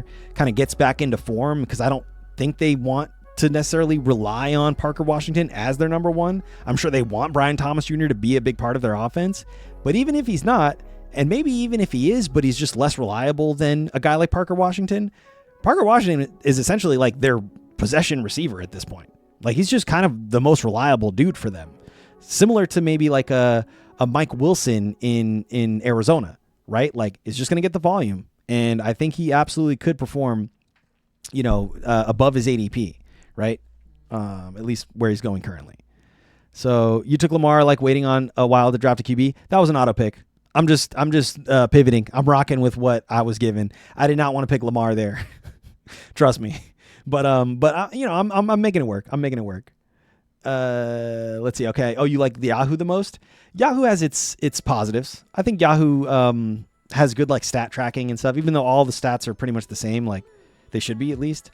Yahoo has like a more classic UI. Let's just put it that way. I don't want to badmouth Yahoo, but yeah, they're classic. So now I'm looking for just more depth. I don't really want to go grab another backup quarterback or a backup quarterback here. I don't want to grab like, a tight end or anything like that. I'm just going to go running back or wide receiver depth. I'm going to continue that trend. So right now I'm going to go Quinton Johnston. The reason being, nobody else jumped out to me as sort of like a stud on their team. Maybe it could have been Blake Corum. I could have handcuffed Kyren with Blake. That probably would have been, I guess, the responsible thing to do. Now, I could end up doing that on the way back here, depending on what happens. But I think I'm okay to potentially reach for someone else or go for someone else here, other than that safety move of Blake Corum, since I do have Kyren, right? So I'm on the clock now. Damn, Goddard went already. So like I said, we were talking about Goddard going in maybe the 11th round. He just went right ahead of me in the 9th round. So, right behind guys like Kincaid, Kittle, Goddard. So it just looks like there was a little tight end run because maybe some of these teams didn't have tight ends. This one grabbed a second one with George Kittle. So maybe they were just like willing to take the tight end, a secondary tight end in George Kittle here, who could easily outperform his ADP, but just for injury purposes needed to have some support there outside of just George Kittle. So understandable in terms of team composition. But like I said, I want to go for some more depth here. And right now I'm not seeing anybody who's kind of like jumping out to me as sort of a late round flyer that could be like a dude. But I'm going to Corey Krosky-Merritt because I did give him a little bit of hype and a little bit of love in the last stream. And I'm going to put my money where my mouth is, because if you're telling me I can get a potential starting running back on a team that finishes maybe 9-8 this year, so positive win record, in a division where I'm not worried about much of these defenses, like maybe Philadelphia is the only defense like I'm super scared of. So 4 out of the 6 divisional matchups I'm thinking are plus matchups, regardless of whether you're at home or on the road. And, the guys behind him are essentially what? We looked at it. I'm now blanking, but let's take a look actually, because I want to be correct on this assessment here. Washington Commanders, depth chart. So Rachaad White, Katron Allen, Jeremy McNichols, right? So none of those guys I think are more talented than Jacory Krosky-Merritt, as well as do I think they're going to get more opportunities than him if everything kind of gels in a way that it should. And again, if I'm optimistic on this guy, that's what I'm going to project. And so Jacory Krosky-Merritt fits this role of, or fits this sort of category for me where it's a depth position, right? He's my 4th running back off the board. I don't need him to be a starter for me. I don't even need him to pan out anytime soon. I'm just stashing him for the hopes that if he ends up becoming what I think he could be, he could easily be like my RB2, like for the second half of the year, right? Or even sooner. So it's in my mind, it's worth foregoing a tight end or even a backup quarterback in this position to get that extra depth. And you can see right now, I literally have 1 quarterback and no tight end to speak of because I'm punting on that position. But I've got 4 wide receivers and 4 running backs each, right? I'm on the clock. I'm looking now. It's showing me all these different tight ends that I could go for, right? I could go for Travis Kelce. I could go for Mark Andrews, Isaiah Likely, all these guys that, sure, could be cool. But like, do I want to do that? I am running out of time. I'm picking up Jared Goff as my backup quarterback. Safe. If anything were to happen to Lamar Jackson, Jared Goff is sitting there right there on my bench. And whether it's injury or whether it's slumps or bad matchups, I know I can trust Jared Goff to be pretty much like a starter-worthy quarterback any day of the week. Let's see. 2025. He had 0 games below 18 fantasy points. Oh, sorry. That was his projections. He had... never mind. He actually did have some weeks where they were bad. But more often than not, he's scoring about 16 to 18 fantasy points on average and ceilinged out at around 26. Right? So, hey, what's up, Zuthis? Yeah, we're doing a quick mock draft. And I'm on the clock again. But yeah, we'll have to do a mock draft with you next time, man. I know we haven't done these yet this year. This is actually the first mock draft we've done, so we'll have to do more of these going forward for sure. But let's see, I'm on the clock. And now this is probably where I'm probably going to look for a tight end, or I could keep punting. There's no harm in continuing to punt. Tyler Algier is someone who is a sneaky pickup here. We saw him and how he performed in Atlanta. He's similar to the Zach Charbonnet role where he'll just get a bunch of touchdowns randomly and is viable as like a flex or a pinch start spot in any kind of like a week-to-week basis. Because the genuine, I guess, downside for if you're a Jeremiah Love owner, but the genuine upside for a guy like Tyler Algier is that he can fall into the end zone at any given random time, right? So anyways, I don't want to talk too much about my team because we do have other teams here that are drafting with us. And so Nico Dobbs is asking how he likes his team or if we like his team. Let's see. You do have good players. Oh, you were eating dinner? Dude, no, don't sweat it, man.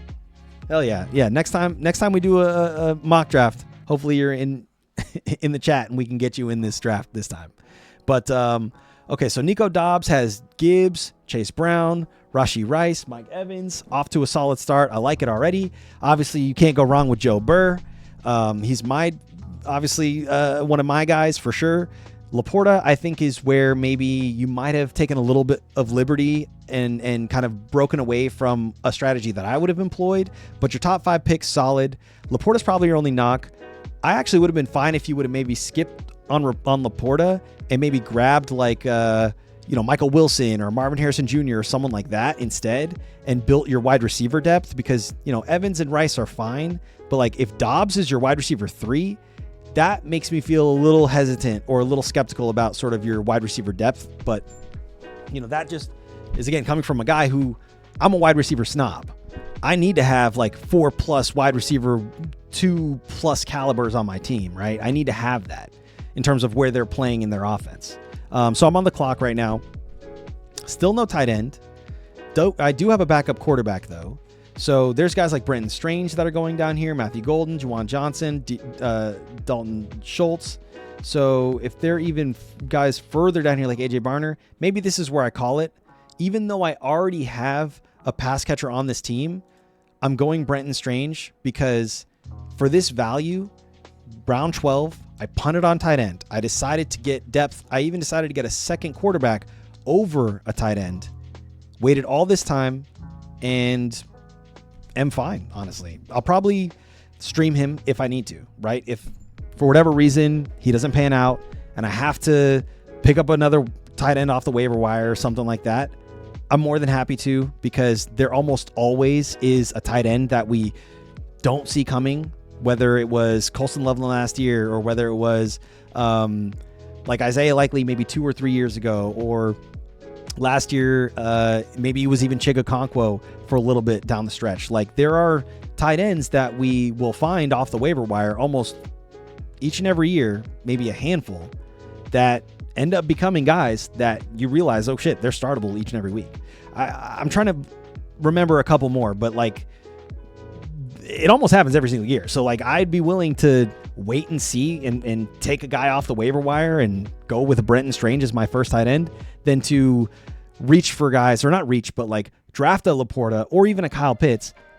I'm higher on Kyle Pitts than I am on Laporta, so I'm not necessarily mad at that pick, but like Laporta and Kyle Pitts back to back when you could have drafted, like, again, a Michael Wilson or a Parker Washington or even a Mekhi Lemon or Ricky Pearsall to shore up your wide receivers. I think that is where I would have differed from your draft, but everything else is pretty solid, man. You know, I'm not mad at your draft. Okay, cool. Oh yeah. You'll join next time. You've been needing to practice with more people. Hell yeah, bro. Yeah, exactly. Dude, this is the first mock I've done since 2026 essentially, and so I'm already dude, I might do another one after this. Fuck it. Probably not, because I do want to cover the actual stream agenda, but a couple more picks here. I'm gonna go ahead and grab just some more wide receiver or running back depth and Kayshon Boutte. Oh wow, what the fuck? No, I'm going to go ahead and grab Kayshon Boutte here. That's bullshit. I literally clicked the thing. Where'd he go? Oh, no. Wait, what happened? Did somebody pick him up after me? Oh, no, somebody picked him up right before me, dude. Oh, no, never mind. I did pick him up. Tripping. He actually did go on my team. Okay. All right, so draft is almost over. We got 2 more picks. Damn, so Walt actually ended up grabbing Cam Ward. So if I had not grabbed Lamar Jackson, I would have 100% ended up with Cam Ward on my team, because I wouldn't have picked up a Lamar Jackson this early. I probably would have still ended up with a Jared Goff, and then I would have had to back him up with Cam Ward, who's someone I believe can make a big step into fantasy relevancy this year and finish as like a top 12 quarterback. And with his rushing upside, it's definitely possible, right? Depending on how that team looks, for sure. But I really like the Cam Ward pick, especially after you waited and got Matt Stafford in the 9th round. I mean, you know, I don't want to glaze your team too much, but I do like how you constructed it. And we'll go through everybody's teams after the last pick here. But let's see, what else do I need? I have no kicker, no tight end, or sorry, no kicker, no defense. So for the sake of just fielding a complete team, I will go ahead and get both of those positions. So I usually will go, unless there's like a defense that really jumps out to me, I'll usually go kicker before I go defense. And right now, the defense that's speaking to me is...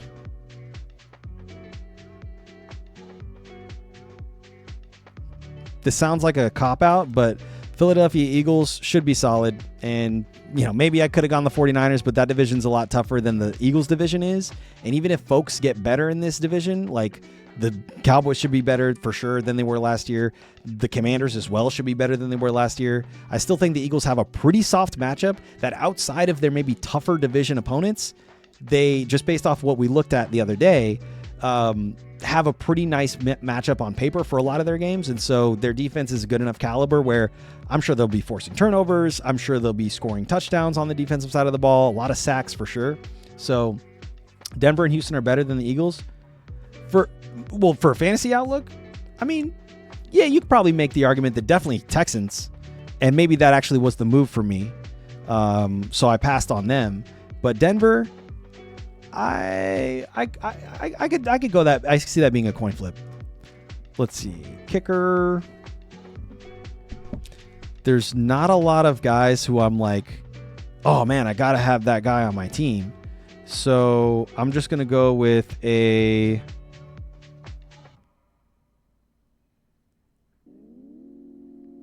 Joey Sly. A weak division. I think this team could get into the red zone, but just have trouble finishing drives. And what's the best case scenario for a team like that gets into the red zone but has a tough time finishing drives? We've seen it all. We've seen it like last year. Let's see. Who was like the best kicker last year? Let's see. Kicker rankings. NFL fantasy kicker rankings. It was like Brandon Aubrey or some shit, right? Was like the best kicker in fantasy last year.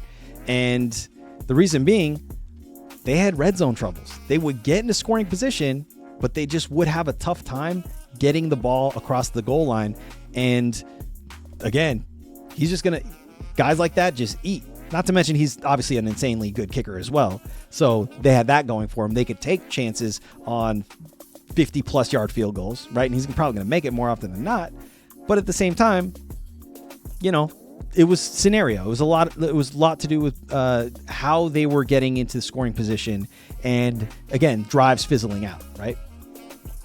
Chris Rodriguez and Tyrone Tracy were auto-picked because I was cooking dinner. Oh, okay, it's all good, man. I auto-picked Lamar Jackson, so we'll call that even. Do you think Josh Downs will be a wide receiver 1 in the Colts due to the Alec Pierce injury? I am hesitant to trust either of those guys as a true wide receiver 1.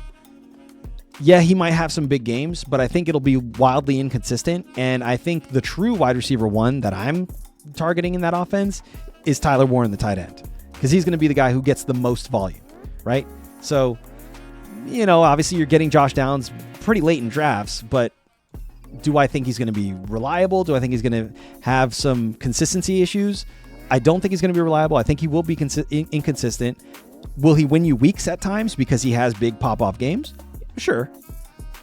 It's just going to be tough to predict those games, right? In my mind. So let's look at the teams here. So Nico Dobbs finished with Gibbs, Chris Brown, Chase Brown, Rashee Rice, Mike Evans, Joe Burrow, Sam Laporta, Kyle Pitts, Brock Purdy. Then he went Gainwell, Romeo Dobbs. He went Jonathan Brooks, Chris Rodriguez, Tyrone Tracy for some depth, and then finished off with the New England Patriots defense and Verity, the kicker from the Colts. So, again, solid draft. I would say, you know, I'd give this probably like a B+.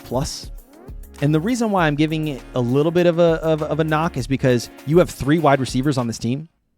And actually, let me say B-. I don't want to be too sugarcoaty about this because this is a true concern. 12 teams in the league, and you already spent 4 rounds in the middle rounds avoiding guys like, again, Michael Wilson, Marvin Harrison Jr., Parker Washington, Mekhi Lemon, Ricky Pearsall, Quentin Johnston, Cortland Sutton, Alec Pierce, even Jacoby Myers, who could have been a depth piece for you. And, I mean, sure, you picked up Joe Burrow and didn't get guys like Devontae Smith or DK Metcalf, whatever, right? And Watson and Odunze, I'm not high on anyways.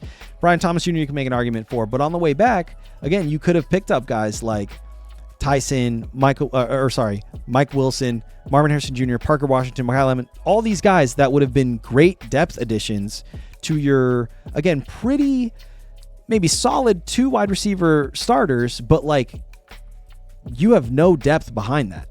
And that is my biggest deficiency with your team. That is clearly the biggest thing that's jumping out to me with your team. Solid starting lineup though, right? Like Joe Burrow and Gibbs and Chase Brown and Rice and Evans, all those guys are going to score a ton of points for you. You have 2 pretty high caliber potential tight ends with Pitts and Laporta, who, if either of them get gelling into what their ceilings could be, both of those guys could be easy startable tight ends for you each and every week, let alone even flex-worthy guys that you probably would be flexing as well, considering what their consistency looks like. So maybe that was your intention, was to kind of go more a tight end heavy team for sure. I mean, again, like, you waited 4 whole rounds before you went and grabbed another wide receiver after Mike Evans.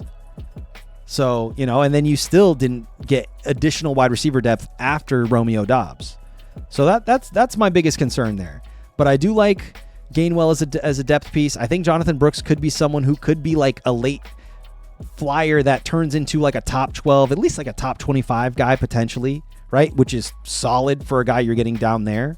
And then Chris Rodriguez, we've seen him do okay in the past. So what happens with Bashaw Tootin? I'm not necessarily a Bashaw believer.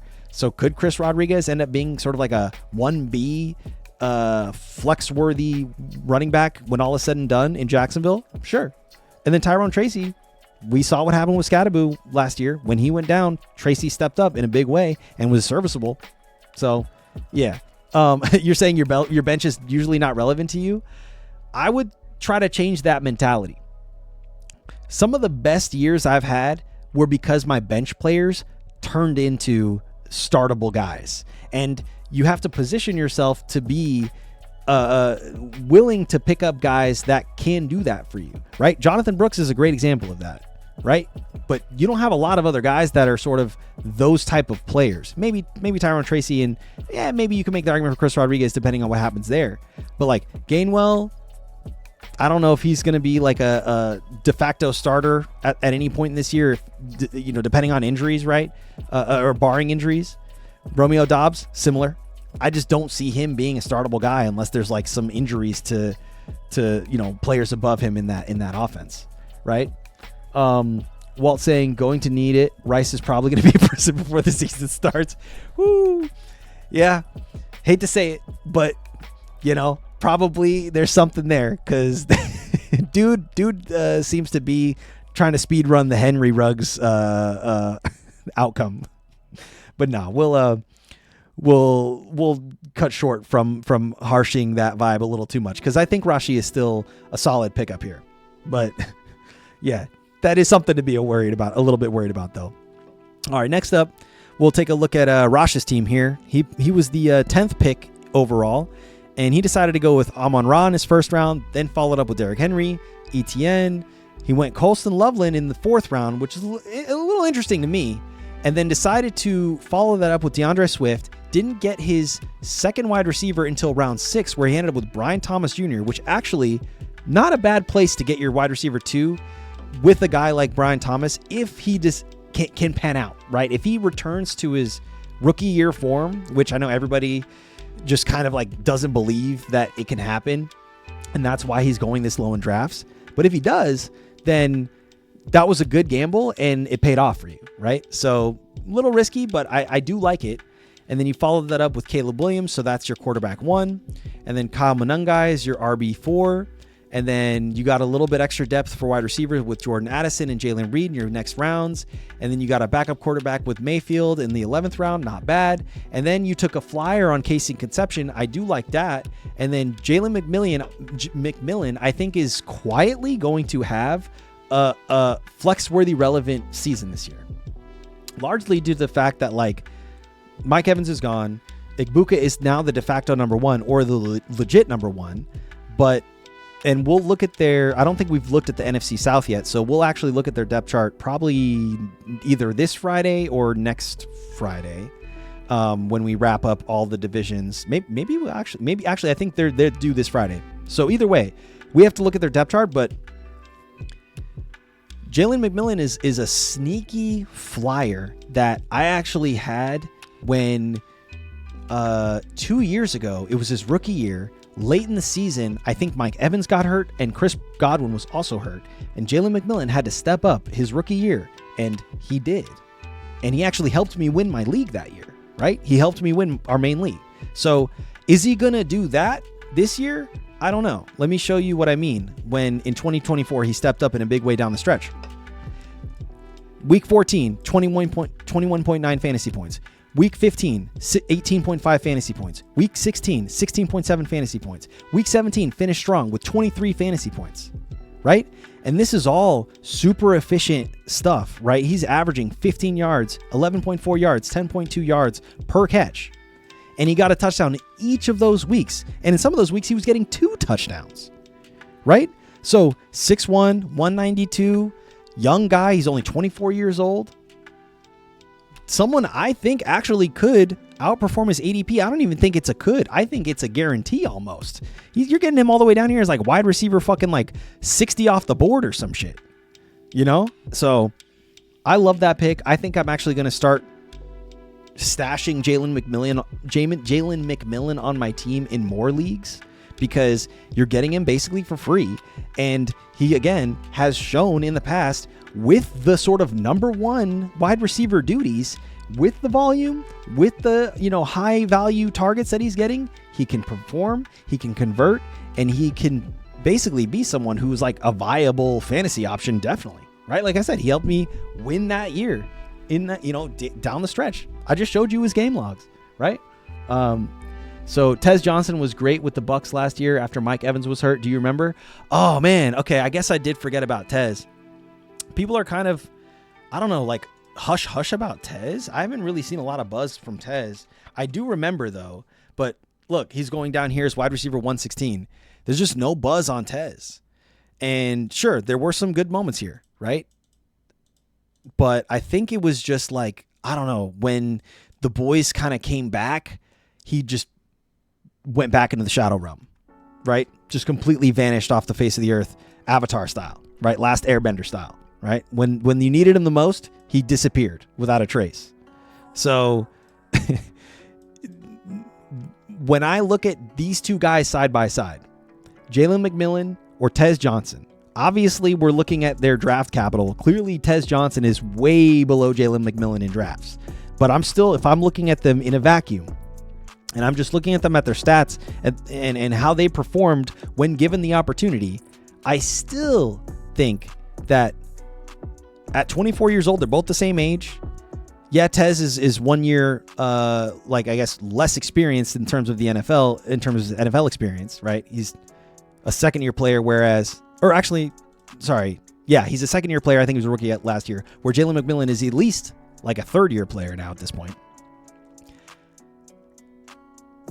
Jalen McMillan has shown me more, has more time under his belt, has more time in this offense. And I think just when we look at their depth chart, which again, I don't want to jump the shark a little too soon here, but like, just for a cursory overview of what we're looking at, Jalen McMillan is above, well, I guess they don't even play the same role. Chris Godwin is technically in that Tez Johnson role or position, but Jalen McMillan is a starter. He's not even behind anyone on this depth chart, right? Which, who would it be? It would have been, I guess, a Mike Evans, but now he's gone. So Jalen McMillan literally has to be a starter. So, like I said, I like picking him up at the back of drafts because if something were to happen, or even if just Emeka Egbuka doesn't pan out how we think he will, and he's someone who I probably would have picked up if I didn't wait till the last second with my draft timer and get auto picked, right? I probably was going to end up with Egbuka there instead of Lamar Jackson. But like, if it doesn't pan out with Egbuka on this team, I think Jalen McMillan is an easy, safe bet as like the guy who steps up and performs pretty well, and maybe surprises some people, because again, we just looked at his game log. He was outstanding for like 5+ straight weeks down the stretch where both Godwin and Mike Evans were out. And this is before Egbuka was even on the team, right? It was just him and Cade Otton, right? So anyways, that's my Jalen McMillan red pill. So yes, sir, I had to make up for wide receiver depth after drafting Loveland. I may stick to late tight end. Yeah, I mean, so that's why we do this, right? It's good to do these mock drafts where you kind of see how your team composition ends up when you're doing things like picking up a Colston Loveland in the 4th round and then following that up with a DeAndre Swift, right after that, and picking up Brian Thomas Jr. as your second wide receiver off the board, right? And then not even getting another wide receiver for another 2 rounds. So again, I'm a snob for wide receiver depth. I think I'm more willing to be light on almost every other position other than wide receiver. Like I'll leave a draft with like 3 running backs. You know what I mean? I'll leave the draft with 1 quarterback. I'll leave the draft with like 1 tight end. But I have to have at least like 5+ wide receivers that I know I can count on And last year was an anomaly for me where I literally was fielding like 4 wide receivers on my team. That's it. You know what I mean? And it was like, damn, bro, you're living on the edge. Any one of those guys goes down, you're fucked, right? Because in my mind, and this could be just, again, it could be correct, it could be incorrect, it could just be a vibe, it could be something that maybe I'm biased towards. But in my mind, at least me, I'm more comfortable with trying to go scrounge for a running back off the waiver wire, if that's what I have to do, than a wide receiver, because running back's a more volatile position when it comes to just the turnover, right? In terms of different players that can end up being that guy at any given time, whether it's a running back kind of falls off the depth chart or a running back gets hurt or something like that, right? Like it's a more dangerous position. So in my mind, like there's probably going to be a running back on the waiver wire that I can pick up who's going to be thrust into a starting position because the guy ahead of him got hurt. Whereas wide receivers, it's probably going to be tougher to find guys week in, week out that are going to be those types of scenarios for your wide receiver off the waiver wire. Okay. Nico Dobbs is going to eat dinner. All right, bro. Hey, this was a lot of fun. Definitely good draft, man. We'll do another one of these, man. Like for sure. Each stream we'll probably get at least one in. Maybe after we finish the depth chart breakdown of it all, because I definitely do want to do those. But good stream, man. Thanks for tuning in, of course. Or as always, man. Appreciate you. But last team we'll look at is Walt Grizzlies. And I think even more than my team, and I finished with James Cook, who I'm high on, and same with Kyron Williams, and even DJ Moore, and RJ Harvey. So I actually finished with guys that I'm pretty high on. I still think I actually really do like awesome. Looking forward to your next one live. Hell yeah, bro. This Friday. It'll be this Friday. So appreciate you, bro. We'll see you next time. I think the only knock that I will say is I don't necessarily believe in Rashid Shaheed. Njoku, I think, is definitely a sneaky pickup. I think could easily outperform his ADP for sure. I love the Cam Ward pickup in the 13th round. I think that's brilliant. Woody Marks, I would probably give you a little bit of a knock on that. But dude, you ended up with the Rams and Eddie Pinheiro as your kicker, like solid. And you even got Ricky PJ. You had Jeremiah or Jadarian Price. You ended up with T. Higgins. So you got solid running back depth. You got solid wide receiver depth. Like you built a really solid team. And Stafford is a great starter for your quarterback. And then, again, if Cam Ward turns into who I think he could be, then you have a basically a top 10 top 10 quarterback. You maybe even could trade Stafford away in like a package or something like that. So you're saying you reach for Njoku. Let's see who else was in that range that you could have picked that went after. There was Patrick Mahomes, Jaden Reed, which you probably, you were going for Cam Ward, so you definitely didn't want Patrick. Ferguson, maybe that could have been like a safer pick than Njoku, but whatever. Again, you're not going for backup quarterback. I don't think you needed like a Downs or even an Aaron Jones. All these tight ends, I don't think you were into. Dobbs. So like, I'm looking at all these guys that went after Njoku, and like maybe you could make an argument that like, you probably could have grabbed a guy like Jonathan Brooks or maybe Rachaad White, but I don't know. You don't seem too into the Bucks. So yeah, I don't see anybody else who you would have wanted to, or like for me, if I was in your position, who I would have wanted to pick up in this particular position over Njoku. And so it may have been a reach, but like it made sense for your team, right? Yeah, Shaheed and Marks aren't great. I don't mind taking them that late. Right. These are flyers. These are late round flyers. Guys going after them. Concepcion, Diggs, Coker, Higgins, and then you got guys like Coleman and Rodriguez, and like Tyrone Tracy and stuff. So these are late round dart throws that we're talking about here, So Shaheed might not pan out, but like you didn't pay much for him. You could easily rotate him out of your lineup for somebody else. Same goes for Woody Marks, right? Yeah, Shaheed is going to be the wide receiver 2 in Seattle. Rasha says Njoku could easily overtake Gadsden. Well, let's take a look. I know we're looking at the Chargers today, but I guess, yeah, Gadsden is listed above Njoku as the tight end 1. But you're right. I don't know why. Maybe this is probably just like a semantics thing, right? Where it's like, oh, he's technically the starter. But like when all is said and done, when push comes to shove, clearly Njoku is like the top target out of those two guys. So I know Gadsden is young and super athletic and might even remind you of like a younger Njoku. Let's see, 6'5", 236, whereas Njoku is 6'4", 246. So the Cleveland Browns, an inch shorter, but a little bit bigger. So just like, but he's 30 and Gadsden is like 24 or some shit, right? So yes, I think it will turn into Njoku's tight end passing offense, right? Where he's like the tight end that is the number 1 on this team.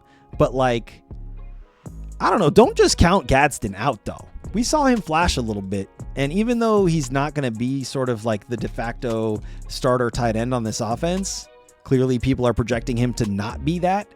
There were stretches here last year where he was getting a shit ton of volume and maybe he wasn't converting touchdowns at a high rate, but like his yardage was pretty significant. 68 yards on 7 catches here on 8 targets. 7 catches here for 164 yards on 9 targets, right? That was his big pop-off game. But then 5 of 5 for 77 yards. Back-to-back touchdowns in these 2 weeks. But like, again, he only had 3 touchdowns out of the entire year. But I guess what I'm saying is like, don't just super assume that Gadsden is just going to go away because Njoku showed up and is better or is maybe more reliable or just more experienced or whatever, right? And I guess you're right, Walt. If they trusted Gadsden, why did they pick up Njoku? I have no idea. That's a great question. And that you're going to have to ask Jim because he's the only guy who probably knows that answer. Because on paper, it doesn't make sense. But I think what it really boils down to is they probably saw Njoku as like a value guy. They understood the talent there. Maybe they understood the veteran presence and to have someone take Gadsden under his wing. Njoku isn't really your elite tight end when we think of, across the NFL, who are your elite tight ends right now? Like Njoku doesn't necessarily qualify as that. But when you talk about a tight end who is super talented, is someone who I think has overperformed what his circumstances were or his opportunities were in a place like Cleveland, right? Like for Njoku to succeed the way he succeeded when he did in a place like Cleveland, for sure, is impressive all on its own. So we all know that the talent and the skill level are there, and maybe the experience and like the mentality, right?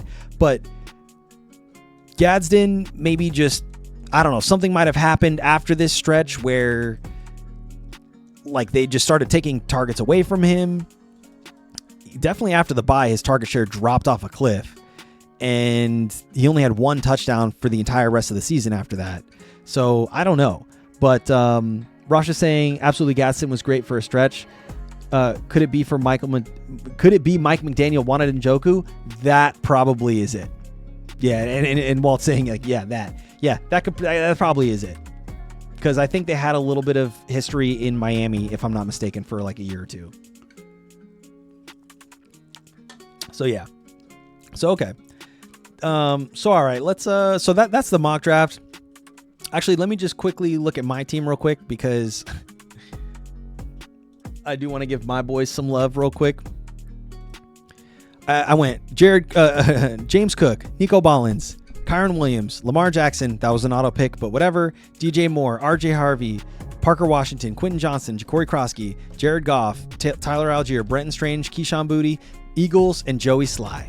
So like, real talk, if the season started today and I had to field this team in one of my main leagues, I'd be relatively confident. I'd be fine. I know that if Lamar Jackson hits a ceiling, clearly worth this ADP. Now, am I expecting that to happen? Probably not. That's why I probably wouldn't have picked him up that high. However, it's possible. And so if it does pan out, that's huge for this team. Second off, I have Goff in the wings waiting if the Jackson the Lamar Jackson experience doesn't pan out, right? So that makes me feel at least a little comfortable that like I'm set on quarterback for this year. Wide receiver, DJ Moore is a little bit of a risk, but like they're talking him up over there at the Bills. He's lighting it up in camp right now. So to get a wide receiver 1 caliber dude who we've seen Stephon Diggs finish as like a top 10 wide receiver in this offense with Josh Allen passing to him, and DJ Moore kind of reminds me of a Stephon Diggs type of guy who can run every route, is also a burner, and is in the prime of his career essentially, where he's like, what is he, 29 years old? Okay. Also from Maryland, which is ironic that comp is coming in to play here. But I'm probably going to be targeting DJ Moore a lot more, no pun intended, going into the season because, again, as a guy who I'm picking up in the 5th round, who could easily finish as like a top 12 at least with this opportunity in front of him, I'll take that chance all day, right? McDaniel runs a Shanahan offense that likes the tight end role, and Jim has always favored the position as well. You're right. I mean, think about... who am I blanking on now? Kittle and I want to say there was another tight end when Jim was up in San Francisco. Vernon Davis, right? Vernon Davis. If I'm not getting my wires crossed, but I want to say there was a year where maybe there was Kittle and Vernon Davis before Vernon Davis retired, where maybe it was Kittle's like 1st or 2nd year. Yeah, Davis was Jim, right? Okay. So where they maybe had both of them playing at the same time. Maybe I'm mistaken about that timing, but regardless, like we've seen Jim utilize his tight ends Jim was gone before Kittle got there. Okay. So at least it was with Vernon Davis that we saw. And Vernon Davis was like dude, I remember him when he was in peak fantasy, like, caliber, right? He was like a top 5 tight end, top 4, I want to say at some instances, top 3 maybe, right? I don't know if he ever finishes like a top 1 with Jim there, but yeah, Vernon Davis is a Hall of Fame tight end. Absolutely. Is he already in the Hall of Fame, or is he just like not out far enough removed from playing yet to qualify for the Hall of Fame? Regardless, like clearly a Hall of Fame caliber guy. If he's not already in, you would have to correct me on that. I can look it up, but regardless, I think the point being, yes, Jim Harbaugh is someone who has played and has produced top caliber, Hall of Fame worthy caliber tight ends, right? So will this happen with either Gadsden or Njoku? I'm not saying that, but I will say either of those guys could be awesome. And if I'm picking one of them, it is Njoku, but don't just assume that like Gadsden's going to just disappear into nothingness. There may be a time where we're looking at this year where, like, sure, Njoku is the guy to own at the beginning of the year, but like there could be a flip where all of a sudden it's Gadsden now because maybe like he stepped up enough, or Njoku maybe got hobbled a little bit or got banged up and now it's Gadsden's role, or some combination of that happening, right? I could see that. But for now, I agree. Njoku is the guy to own there, right? Or to field. So yeah. Anyways, that was a lot of fun. Love the mock draft. We'll definitely have to get more of those in. And before we go, I know we're way past even going through any of these depth charts. So I'm going to speed run these depth charts and just give my overview of if I'm high on a player or if I'm low on a player. And hopefully we can crush this in the next 17 minutes, because after that I got to bounce. But let's do this. Deshaun Stribling looks great in camp so far. In San Francisco, he's running by everyone, looks so fast. I have heard good things about Deshaun Stribling. I have heard good things. So let's continue to hear that. If that happens, then I could see him continue to rise up draft boards. We're already seeing him come up a little bit as, you know, people are drafting and mock drafting, and let me just do this. He's going all the way down here, which is wild that he's just off of draft boards. That shouldn't happen. I think he needs to be someone you pick up in like a late round or something, just stash on your bench, right? This is crazy. He's going to end up being fantasy relevant, and people are going to be scrambling to pick him up off waiver wires week 1. I'm almost certain of it, right? Yeah, he's a late pick for sure. So yeah, this is crazy. He needs to be on the back of your draft for sure. So anyways, to wrap up the Washington Commanders, Jaden Daniels, I'm fine where he's going. Ja'Cory Krosky-Merritt, we just saw me pick him up in a mock draft in the 9th round. Happy to pick him up and stash him on my team. I think he could easily outperform his ADP. People are just like super low on him. I think, again, it's the overcorrection of the hype was there just too much last year. He underperformed significantly what that hype was. And I think it's a combination of factors as to why he underperformed. And we'll just give the top 3 being Jaden Daniels got hurt, Terry McLaurin got hurt, Ja'Cory Krosky-Merritt is a rookie, right? And had to deal with all of these sort of deficiencies on an offense that was like devoid in leadership and their best caliber players. And he had to be essentially like that role for him. All of that was thrust upon his shoulders as a rookie. And it's just tough, right? He didn't have the best hand dealt to him last year. This year, I think that could completely change. And the flashes that we saw from last year, I think we see more consistently. And at least at minimum, we see the volume stay pretty consistent. And at least he has a decent floor with a pretty legit ceiling in those key moments, right? Why are you talking about the Commanders? Thought you were doing AFC West, LOL. Oh, dude, you're so right. What the fuck? How did I get on the Commanders? Damn it, dude. I am doing the AFC West. That is funny. I don't know how they snuck in, bro. I think we were looking at them. Anyways, moving on. Got back to the NFC East, bro. What the hell? Okay. Jesus Christ. Can you tell it's been a long day? Yeah, it's been a long day. All right. So to wrap up, that is so funny. We have fun here. You know, we don't take things too seriously. But to wrap up the Kansas City Chiefs, Patrick Mahomes, if you take a shot on him in the late rounds, you could be in for a pleasant surprise. I think he's going under where he could potentially end up, but will have a little bit of a slow start to the year, but would not surprise me if he ends up being league winners, like a league winner for you late in the stretch, just because he has pretty significant performances late in the year. Kenneth Walker, going a little too high for me. If he dropped around, I'd be willing to pick him up. Rashee Rice, nothing more you can say other than he's going probably right around where he should, and I'm just not a Rice guy, but understand if you are. Xavier Worthy, I'm off of completely. Tyquan Thornton could be a sneaky flyer, but he's someone you're getting for free in the back of drafts. You know, fine. Travis Kelce, not for me, but he's going so low that if he even performs like 60% of how he performed even last year, where he finished as like a tight end like 4 or something on the year, or maybe even tight end 2 when all was said and done last year, tight end 3. So even if he gets to like tight end 6, I think where he's going right now at tight end, tight end 9 is worth the ADP and is within the realm of possibility, but I won't be the one taking that chance, right? And then nobody on this team, do I really want to like check into rookie tape? At least not right now. I think we kind of spent a lot of time on the sort of like mock draft of it all. So we'll call it there with the Chiefs and move on to the Las Vegas Raiders.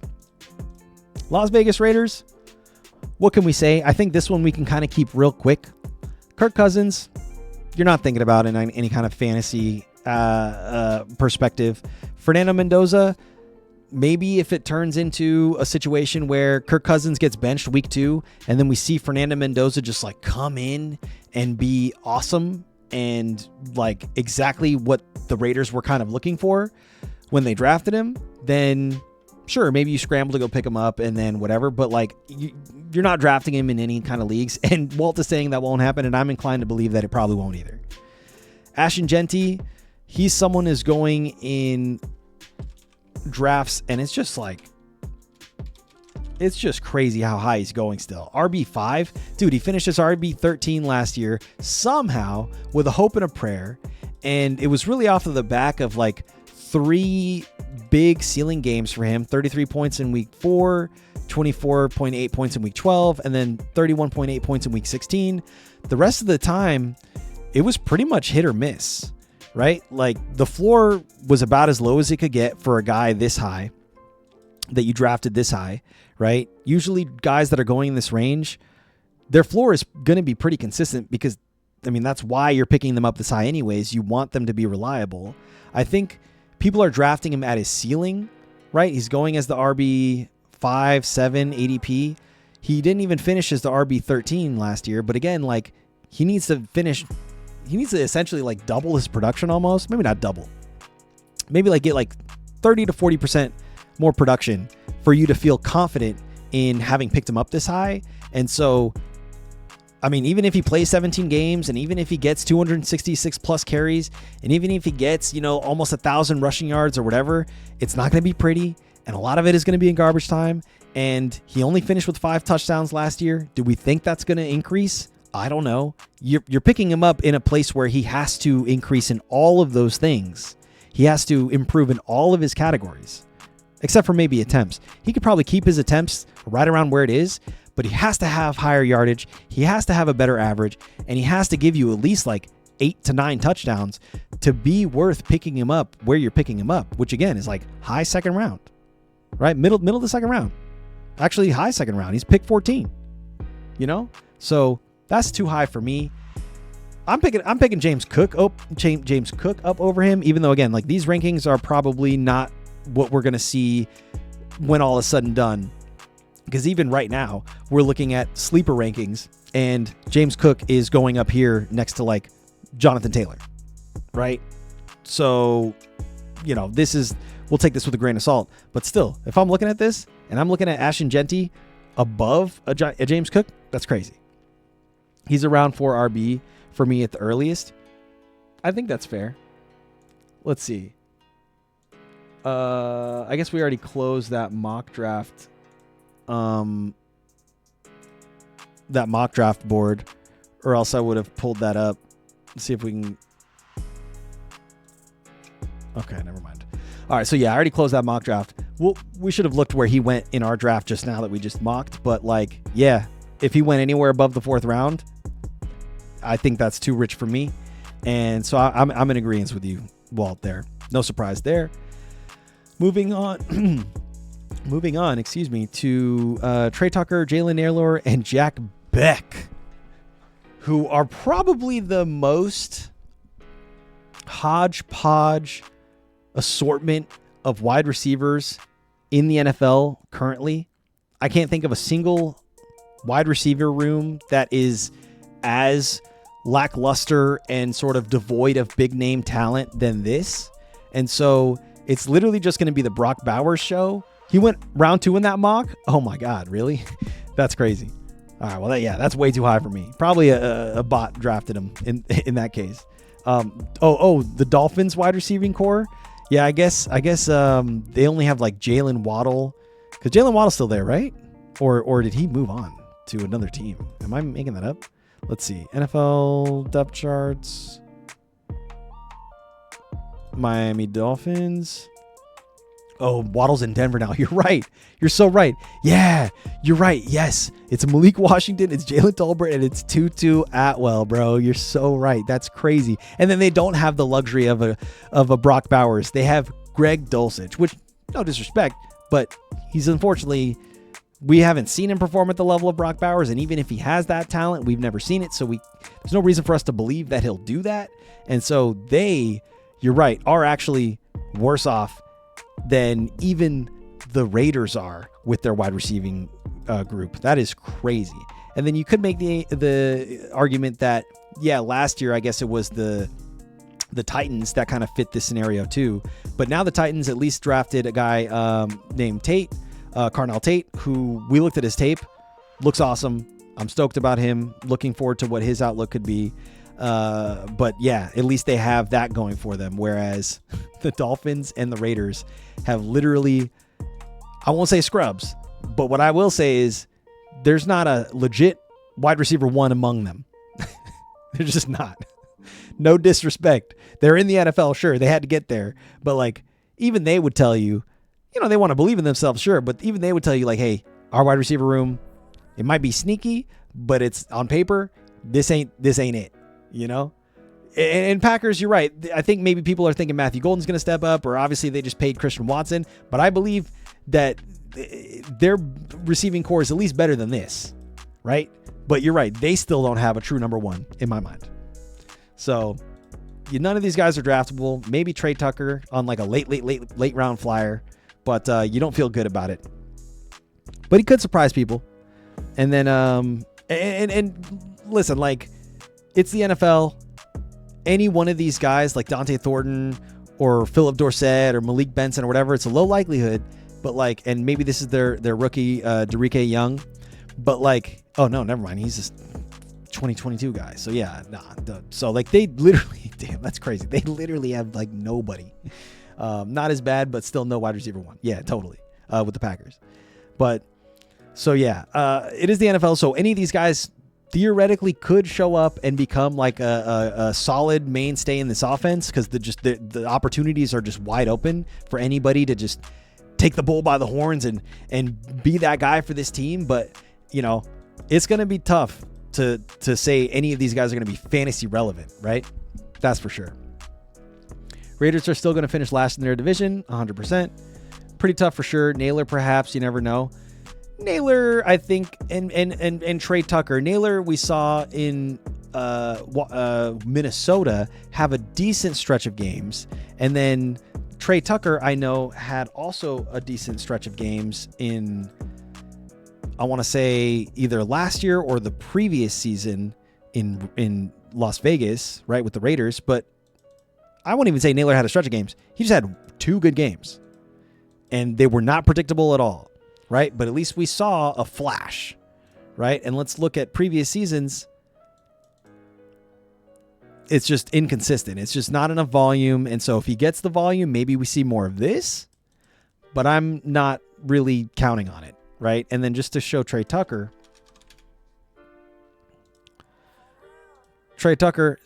similar scenario, just like a couple pop-off games. But the thing is, we have seen him get some volume at like a decent rate, right? So a couple back-to-back games with 8+ targets. One game was not viable with 4.9 points. The next game was awesome with 40.9 fantasy points. 3 touchdowns. Insane. I don't know if he does this again in his career. I think that might be literally his career game. But, you know, that shows you a little bit of what could be in terms of if the right scenario shows itself, or the volume stays consistent, or whatever the case may be, where he just like takes a step forward, right? So if I'm choosing Naylor or Tucker to be sort of the guy out of this wide receiving room, I'm probably going to pick up Trey Tucker. But like, I don't want either of these guys, and frankly, it's understandable why they're just off of draft boards completely, right? But one of these guys could end up being like a flex-worthy guy week in, week out. You just don't know when that week is going to be where he duds on you or puts up 40, right? Naylor couldn't even take wide receiver 2 from Addison, right? And that's with Addison being hobbled and, Addison missing time, and Naylor theoretically could have stepped up in that position, but you're right, didn't necessarily pan out there. So, okay. That's it for the Raiders. I don't want to, we know what Brock Bowers is. He's like a known factor or a known value. So I'll move on from them. You're picking him up or you're not. He'll be solid, and I don't have any reason to believe he'll burn people in any kind of meaningful way, right? Moving on to the Denver Broncos. We'll speed run this. Bo Nix, big disappointment last year. Broke his ankle in, I think, the NFC Championship or AFC Championship or something like that. So they probably could have been like a Super Bowl contender. And actually, I mean, we looked at their record. I think they won this division last year, right? Yeah, they went 14 wins, 14-3, won this division. And so they should realistically have a pretty good outlook for them this year. Bo Nix, the only reason why I think I'm hesitant to pick him up is because he's still going pretty high. QB 14, much lower than he was last year. I think last year was like a 4th or 5th round guy. So obviously that's not your draft price for him this year. But even with a full season of games played, and even if he wasn't coming off this injury, I think people would be a little hesitant to pick him up as high as he was picked up last year, because top 10 finish, sure, It was just wildly inconsistent, right? Yeah, I mean, you probably had to start him every single week. I don't think there were weeks where you felt confident benching him, because look at this. Off of a stretch where 40-point game against the Jets or Giants, then a 25-point game almost against Dallas, and then at Houston, tough matchup. You might have were a little afraid of that matchup, benched him, and then he put up 19.5 fantasy points. You're like, fuck, that was actually a viable week from Bo Nix. And then the very next week, you're like licking your lips, just, looking at this matchup at home against Las Vegas. Dude puts up 7.8 fantasy points. Throws 28 times, only completes 16 passes for 150 yards, 1 touchdown, and 2 interceptions. Right? So it's like, that is not going to get it done. And then he follows that up with a Kansas City game, another home game. Kansas City only scores barely 12.6 fantasy points. Right? Couldn't even throw a touchdown. Didn't throw an interception, but didn't throw a touchdown. Right? And then the whole upside that we were looking at was, oh, he's got rushing value, right? He's got ground value, right? He's got upside with his legs. No, man.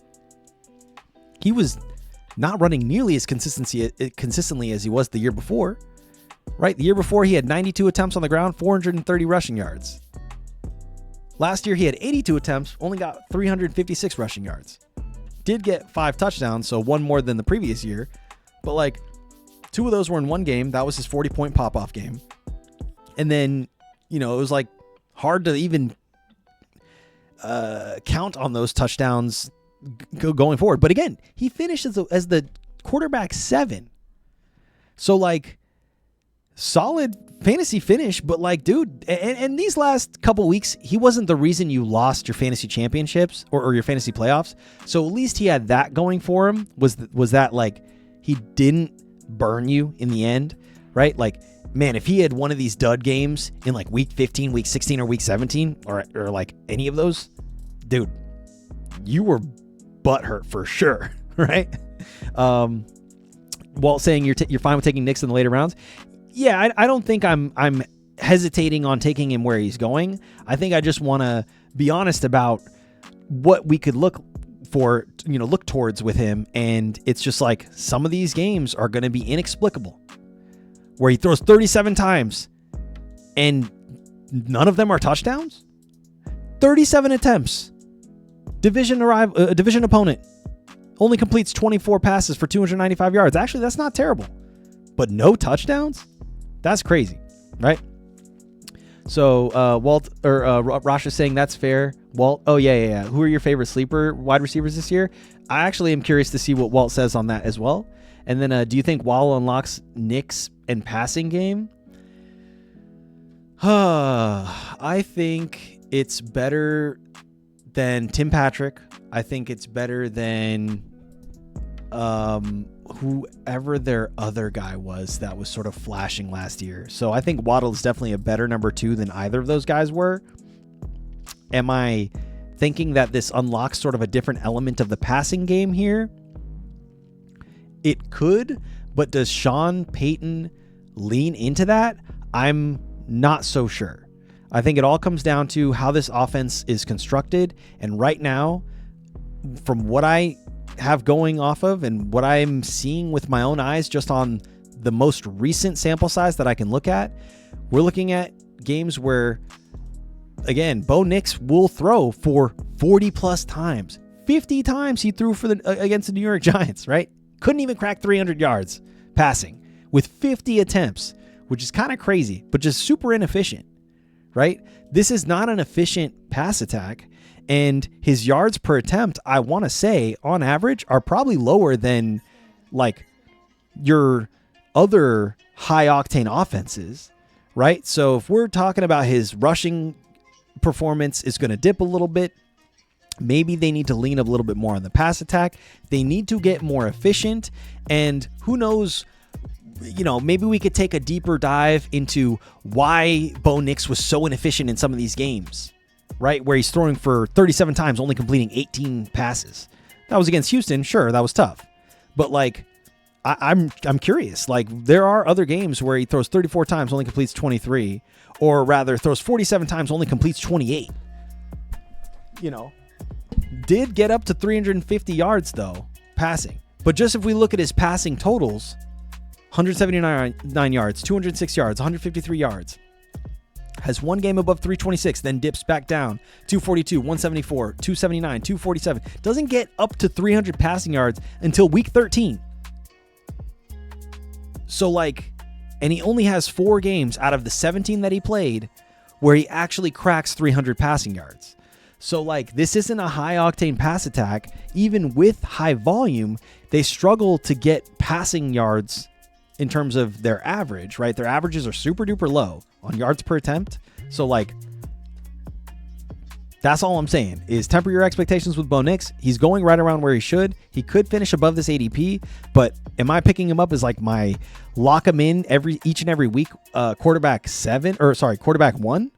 I don't think so. I think I'm picking him up this late with the intention of having another guy to play in the event that Bo Nix either isn't up to speed right away because he's coming back off that ankle injury, or in matchups where I'm just like, I don't necessarily believe in Bo Nix because maybe it's against Houston or maybe it's against the Chargers or something like that, right? So tough. All right, moving on to let's just wrap up the Broncos and then we can move on to the Chargers. But do you think Waddle? Oh, we already said that. Okay. J.K. Dobbins. It's wild to me that he's being listed above R.J. Harvey on the depth chart, but I think that's just like a coach thing because it's Sean Payton, and he usually does this where it's seniority, right? You're the older back, you're the veteran guy, it's your job on paper. But if there's like a young stud in an R.J. Harvey who wants to essentially be looked at as like the RB1 in this offense, well, guess what? Like, he'll get the opportunity to, and if he is a person who can take advantage of that opportunity, Sean Payton's going to ride the hot hand, and RJ Harvey can end up finishing above J.K. Dobbins. When all is said and done, I don't think it's even out of the realm of possibility. In fact, I don't even think it's a crazy take to say when we're looking at the fantasy output of both J.K. Dobbins and R.J. Harvey, clearly R.J. Harvey is the guy you want there, right? Even with J.K. Dobbins maybe having this job, quote unquote, on paper, but you know, if we look at where they're going in drafts, J.K. Dobbins is going down here as RB 33. Okay, Walt Grizzly is saying Carnell Tate, Stribling, Lemon, all rookies, sure. Current players, though, probably Downs and Coker. Okay, I think you could add, those are all great. I love those. I think you can even add, who were we just saying? Trey Tucker could potentially be a quote-unquote sleeper, right? I think you could even add Kayshon Boutte to that list because he flashed a little bit last year, and I don't think in the absence of Jacoby Myers that like those targets are all just going to go to A.J. Brown. Like, I don't think that. And Boutte is someone who we've seen have a good connection with Drake May in the past. And then the other person I'll add to that list is Parker Washington, who maybe isn't a sleeper per se, because I know a lot of people are actually kind of high on him, but he does qualify as a sleeper in terms of where he's going in drafts. And if he stays in that area, I think he's definitely a really valuable target in drafts at that particular part of drafts, right? So, but I like that list. Well, I do. But J.K. Dobbins, again, last year came out of the gates consistent, not like insanely high ceiling, but his floor was pretty solid. He had a couple down weeks here, but then, you know, it was really when he got hurt that like, yeah, he never really quite returned. And so it was RJ Harvey's job to lose at that point, or just job in general, out of necessity. But I would say, I think it's the end of the line for J.K. Dobbins in terms of being this consistent. I don't know. I don't see it. Maybe I'm being a little too harsh, but I would much rather Dobbins is going in like the 11th round. I would much rather pick up RJ Harvey like a round ahead of him than wait and pick up J.K. Dobbins. I just think RJ Harvey, it's going to be a situation like the Travion Henderson and Ramondre Stevenson, Ramondre Stevenson is still going to get work, but in my mind, over the course of the entire year, Trayvon Henderson is probably going to be the better back to own in that backfield from a fantasy perspective. Like, yeah, those guys, those vets above them on the depth chart are still going to get their work, but are they going to be as efficient? Maybe not. And, are they going to be as explosive? I think both RJ Harvey and Trayvon Henderson, oddly enough, they're both second-year backs, are much more explosive than a J.K. Dobbins and a Ramondre Stevenson, right? I don't mind Booty, but I don't like the Pats O-line, especially against a real schedule. And that's a fair concern. So I think we'll see how that pans out, but legitimate concern for sure. That's why I kind of would put him on the back of that list. I like all those guys you mentioned. I would put Booty probably like towards the end of that list, but the only reason why I mention is because if this team surprises us a little bit and maybe they were actually legit, because you can only use the schedule argument so far until you look at how they performed in the postseason, and they made it to the Super Bowl. So, like, sure, they had an easy schedule, but they still had to make it through the postseason. And even with sort of softer, even postseason matchups, right? Like, even not a lot of those teams were super scary in the postseason for the Patriots. Like a lot of the big heavy hitters, like the Bills and the Ravens, and maybe even the Bengals, and guys teams that we thought were going to be in that conversation down the stretch at the beginning of last year, who weren't. And that obviously makes it a lot easier for a team like the Patriots to make it into the Super Bowl. That said, they still had to do it. Right? So, I don't want to knock them too much for their, yes, albeit very easy regular season schedule. They still made it to the Super Bowl. And so I'll give them that as like a reason why I'm willing to give them the benefit of the doubt when it comes to how they might perform against tougher matchups this year, right?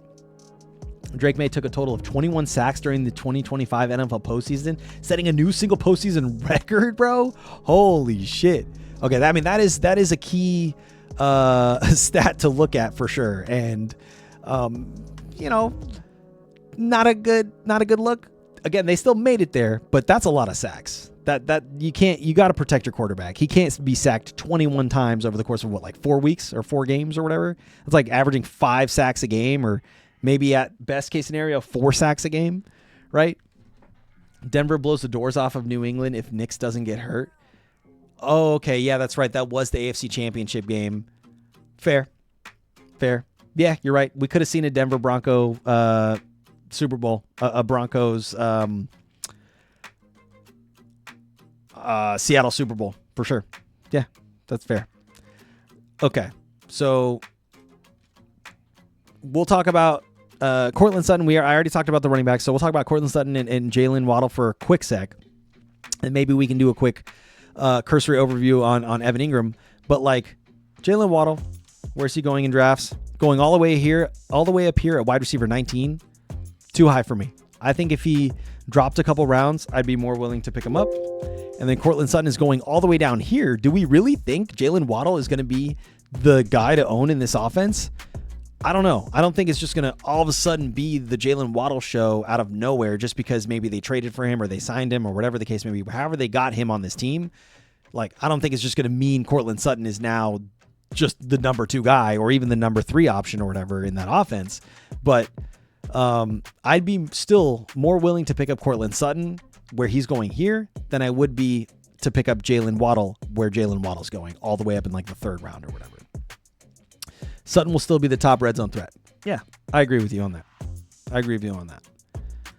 All right.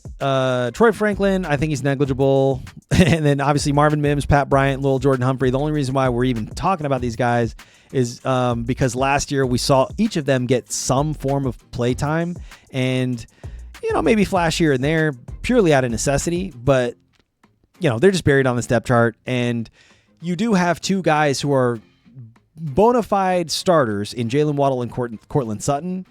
Maybe they're like 1A, 1B. They're both bona fide wide receiver 2s in my mind on any other team that has like a legit wide receiver 1 on it. But could we see some amount of success there? Sure. I think it'll be a little inconsistent. Let's just look at what Courtland Sutton did last year. finishes as a wide receiver 10, but actually quietly, up and down for a couple weeks. Had a couple stretches here, a stretch here where he didn't dip below 17.9 points. And then here he had 3 straight 10-point weeks with a 16.7 week at the beginning of it, right? 10 points at least. And then finished the year pretty strong with 4 double-digit fantasy finishes and then 2 20-plus fantasy point fantasy finishes in week 15 and week 16. But then just, I don't know, man, ate shit in week 17. And, that was tough for you. That was definitely tough. So can he finish as a wide receiver 10 again? I don't know. That's pretty high. And honestly, again, like quietly did that. I wouldn't, if you would have put a gun to my head and asked me, did Courtland Sutton finish as a top 10 wide receiver in fantasy last year? That's a tough one because it's a coin flip for me. And so there's a 50% chance that gun goes off. You know what I mean? Let's hope not, but like I might guess incorrectly and, not have guessed that he was a top 10 fantasy finish, but it was quiet and he did it. But when it mattered most, he got you to the fantasy championships and then dropped a dud for you. So hopefully you had some other guys who picked up the slack there if you were a Courtland Sutton manager late down the stretch last year. But, again, this is more reason why I would trust Sutton over Waddle in this offense. He's just been there more. He's had volume. He's had success with that volume. He has a rapport with Bo Nix. Unless Bo Nix and Waddle just become like best friends or some shit overnight, I don't see Courtland Sutton falling off a cliff here, right? So yeah, he's solid in like the 5th or 6th round. I mean, on this rankings, he's going in like the 7th or 8th. I don't think that's where he'll stay. I think a 5th or 6th round is probably more realistic for Courtland Sutton. And yeah, I'd be happy to pick him up there, as like my wide receiver 3 or even wide receiver 4. If I went like 2 RB, 3 wide receiver in those first 4-5 rounds, which I'm known to do. So, and Jalen Waddle, again, is going too high for me. I think 3rd or 4th round is way too high. So let's move on. Los Angeles Chargers. We have finally made it to the final team of the AFC West. The Chargers. The reason why I saved them for last is because to me, they're the most interesting team in this division. But we took a long ass time getting there. It's already over 3 hours. We said we were only going to go for 3. And hey, Matty Boots is still here. I was just about to ask, did we lose Matty Boots? Is he still here? Okay, we got Matty Boots finally, dude. Okay, we got the Los Angeles Chargers on the docket. What can we say? Justin Herbert should be a stud this year. I think everybody in this offense performs above where they finished last year. Justin Herbert finishes at QB9. I could see him easily cracking the top 7 this year. And that was with some pretty inconsistent stretches here, right? So we won't say inconsistent where he's having up and down weeks, but there are periods of time where he's scoring 15.6 points, 14.5 points, 15.6 points. So like low suboptimal performances where these weeks, QB 20, QB 21, these are not top QB finishes where you drafted him, essentially to be for you, right? So fast forward a couple more weeks, he's finishing as a top 3 QB, top 4 QB for 3 straight weeks. And then again, struggles for a couple more weeks. In fact, struggles all the way up until week 16, where he does get you like a nice 30-point week. But like you weren't really able to start him in that week because unless, you saw Dallas on the schedule and you're like, okay, that is the game that I know I can confidently start Justin Herbert. Right? Kansas City the week before, tough matchup. Philadelphia the week before, tough matchup. Las Vegas, that should have been a nice start. But dude, we saw a lot of people, a lot of quarterbacks, big name quarterbacks specifically, underperforming against Las Vegas for whatever reason. I don't know what it was. Maybe they were playing the quarterbacks tough down the stretch last year. Or just maybe like they were so bad that these quarterbacks didn't have to throw. Like he threw 20 times this game. You know what I mean? He didn't have to throw against the Raiders. So understandable why maybe he had a down week that week. But like, again, one playable week in the last 5 weeks of the fantasy playoffs or the fantasy season last year. that's not really what you want from him. And that's not what you need. And he probably burned you because you probably had to start him in a lot of those weeks because you just didn't have any other choice. I mean, what are you going to do? You're going to start if you had Jared Goff, I would have definitely made the move to be like, all right, we got Philly, we got Kansas City. I'm going to start Goff in both of these weeks. And then Houston, week 17. 16.1 points. That's better than the worst case scenario, right? Against the Houston. So at least he wasn't the reason why you maybe lost your matchup, but he wasn't the reason why you won it, in the championships last year. So I'll just say I'm high on him this year. I'm happy to pick him up where he's going, but he's someone who has been inconsistent in the past. You're going to see inconsistent games from him. Can he get back up to this sort of quarterback 2 performance where he played all 17 games, finished the year with 5,000 passing yards, 38 passing touchdowns, 15 interceptions, but because of that volume, that 15 interceptions wasn't looked at as like a huge factor for his fantasy finish. Like he still finished his top 2, right? So he's got it in him and he's got weapons around him. We're about to look at his weapons right now. He's got Omarion Hampton. He's got Ladd McConkey. He's got Quentin Johnston, who we saw have a really good stretch last year. He's got Gadsden. He's got Njoku, right? So, once you get back behind Kimani Vidal and Keaton Mitchell on the depth chart in terms of your running backs, then it's probably looking a little rough. But I'm really high on Omarion Hampton this year. So that just goes to show you what I think about this team. If his O-line stays healthy this year, he will be a top 5 quarterback. Let's hope.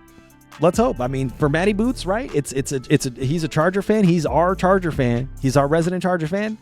That would be music to our boys' ears. If their O-line stayed healthy, Justin Herbert finishes a top 5 quarterback, a top 5 fantasy quarterback, and probably 12 plus wins on the year. And maybe even the winners of this division, right? Because I think Denver maybe takes a step back a little bit.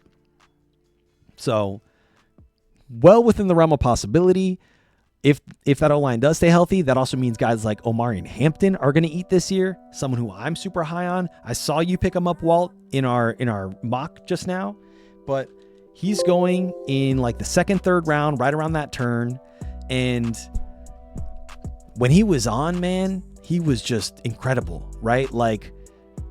Great volume, but awesome averages. Maybe not blowing your mind averages, but I think the encouraging thing was more often than not, he was getting a touchdown and he had, I want to say excellent receiving work, right? Some of this receiving work when he was getting worked back in after that injury, not so much, but the last we saw in Houston, week 17, 8 catches on 8 targets for 31 yards. That's pure fantasy gold. If you're talking about a PPR setting, and even in half point PPR, that's still pretty solid.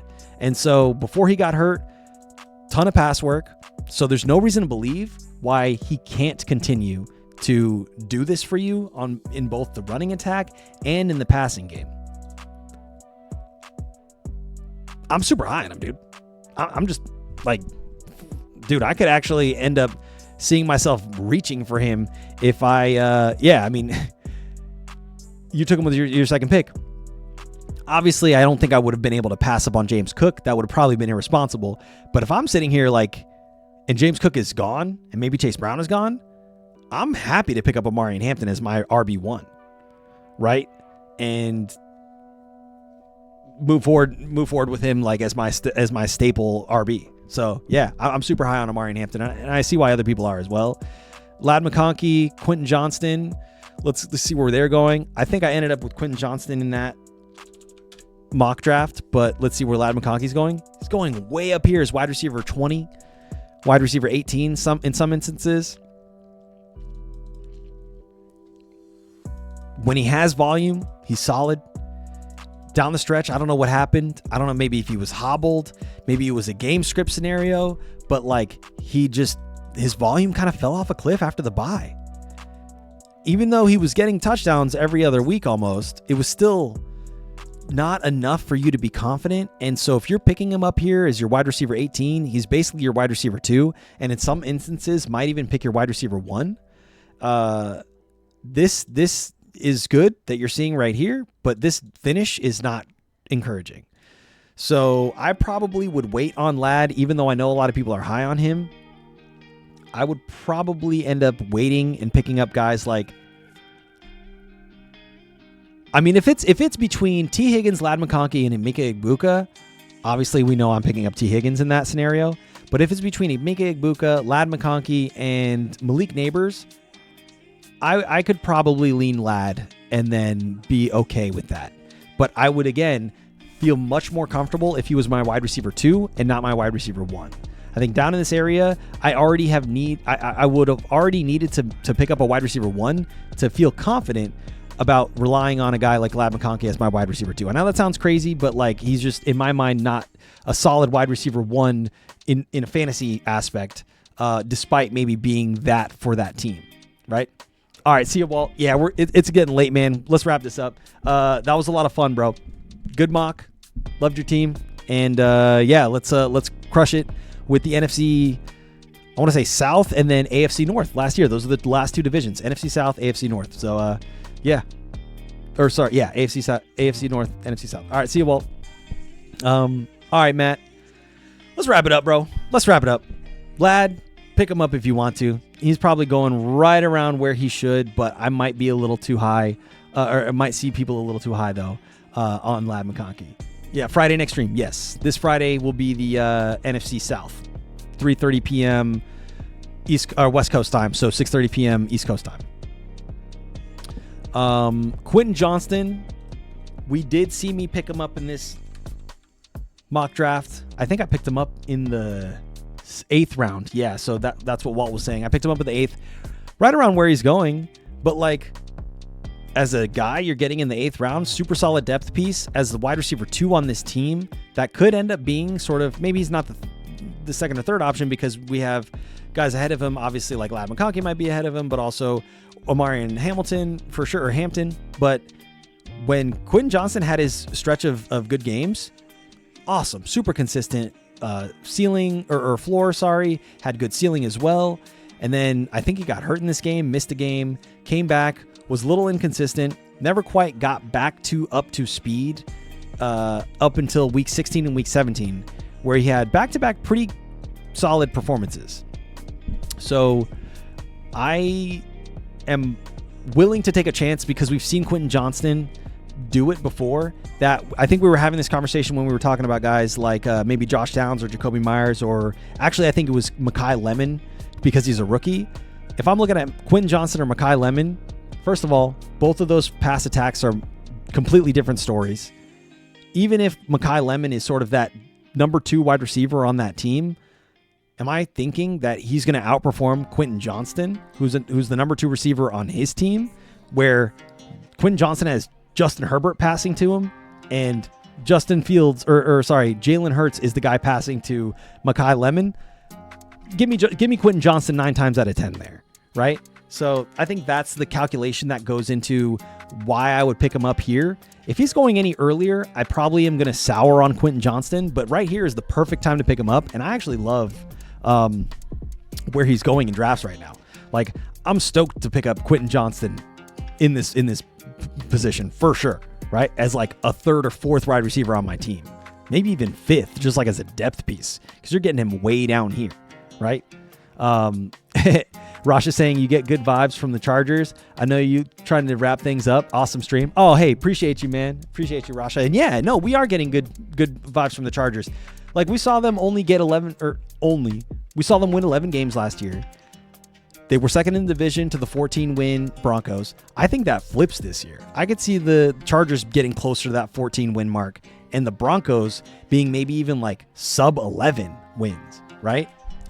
Just, it's the way the trajectory is going in my mind. Even with sort of an improved Kansas City Chiefs and or an improved Raiders team, which, you know, how improved do we really think the Raiders are this year? Like, not much. So anyways, we did talk about Njoku and Oronde Gadsden earlier, so I'll just leave it with this.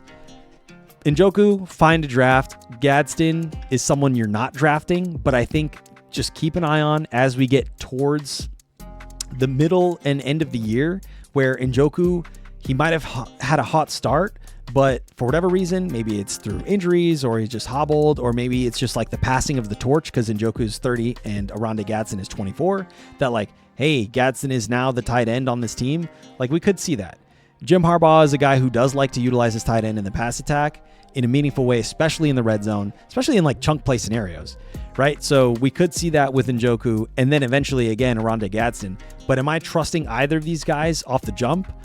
Probably more Njoku, but like either guy makes me a little bit nervous just because either one is there and they're both someone who could easily just have a play for a touchdown, and it's normal to see that, right? That wouldn't surprise anyone. It's like either of these guys getting a big chunk play for a touchdown wouldn't surprise anyone. It's just like, did you play him on your team this week and it mattered for you and you started him? Probably not, right? It's going to be hard to, unless you're playing Njoku every single week, it's going to be hard to predict those games, right? Yeah, Matt, I'm sure you do love that trajectory that I'm projecting for the Chargers, which is a positive outlook. And I don't want to be too down on the Broncos, right? Because a lot has to happen for them to take that big of a step back. But you know, it's really the Chargers division to win or to lose, right? Even with the Broncos being what they were last year. I think the Chargers are just the better team in general. And also you don't have to worry about like your main quarterback, your starting quarterback, starting quarterback coming back off of an ankle injury where you had surgery, right? Which is what happened with Bo Nix. So Denver probably gets off to a slower start. Whereas Chargers, let's look at their schedule real quick. And then I want to wrap this up. It's Arizona, it's Las Vegas. 2 back-to-back home games where these are just, you're dumping on both of these teams, right? They're the little bros. You know what I'm saying? Arizona, obviously not in your division, but like they're little bros. And then Las Vegas, they're in your division. They're a little bro for sure. You definitely want to show them what's what, right? Especially at home. And then tough road games back-to-back, Buffalo, then at Seattle, right? And then you come home against Denver. And then it's away against Kansas City. So I could see them going into the Week 7 bye with a 3-3 record because some of those games scare me a little bit. Road game in Buffalo and then in Seattle. Maybe you guys surprise Seattle a little bit. I could see you guys winning that Denver game. Right, so actually maybe best case scenario is like you guys finish 5-1 and then 4-2 is probably like more realistic. Maybe even 3-3. But anyways, the rest of the year, I mean, you got guys like, you got teams, sure, Los Angeles and Houston on the slate. Those are going to be tough matchups, but then at Baltimore doesn't scare me. Against the New York Jets doesn't scare me at all. Home against New England shouldn't scare you. At Tampa Bay, that should be an easy win. Then at Las Vegas, another easy win. San Francisco might be tough, but then at Miami, and then in Kansas City, and then at Denver. So you're talking about finishing the year maybe 2-3 for the last 3 games. Yeah, easily you're finishing above 12 wins, almost guaranteed, right? So, yeah, get your bets in now, boys, boys and girls. But anyways, so that wraps it up for today's stream. Thank y'all so much for tuning in. As always, we went a little bit over, and I think that was largely due to the mock draft that we did. But we're going to start doing more mock drafts as we get closer to the season. We have 2 more divisions to break down. So this Friday will be the NFC South, the NFC South. And then on next Tuesday, it'll be the AFC North, where we wrap it up with my boys, the Bengals. And then after that, we're basically on a sprint to the beginning of the season, right? To week 1. So we'll have a lot of fun stuff planned after we finish the division breakdowns. We'll have some mock drafts. We'll have some predictions. We'll have some more interactive sort of trivia games that we play, sort of to get our brains going and to be able to start pulling stats out of our ass, like off the fly, right? Because that really does help in drafts. Like, I'm honestly not kidding. Like flashcards and shit where it's like, oh, this player did this and this player did that. And you're looking, at 2 guys in the draft that you're high on either of them. And you're like, well, this player had this. And I remembered that this happened with that. And maybe this schedule and blah, blah. So like all these things can be relevant come draft season when you're actually sitting in that draft, having to make that decision. You're on the clock. So that's why we do all this research. But thank y'all again so much for tuning in. We'll see y'all next time on Friday, 3:30 p.m. Pacific. Matty Boots, Rasha, Walt Grizz, Zuthez, Nico Dobbs, all the new homies that checked in today, thank y'all so much. We'll see y'all next time. Peace. Have a good one.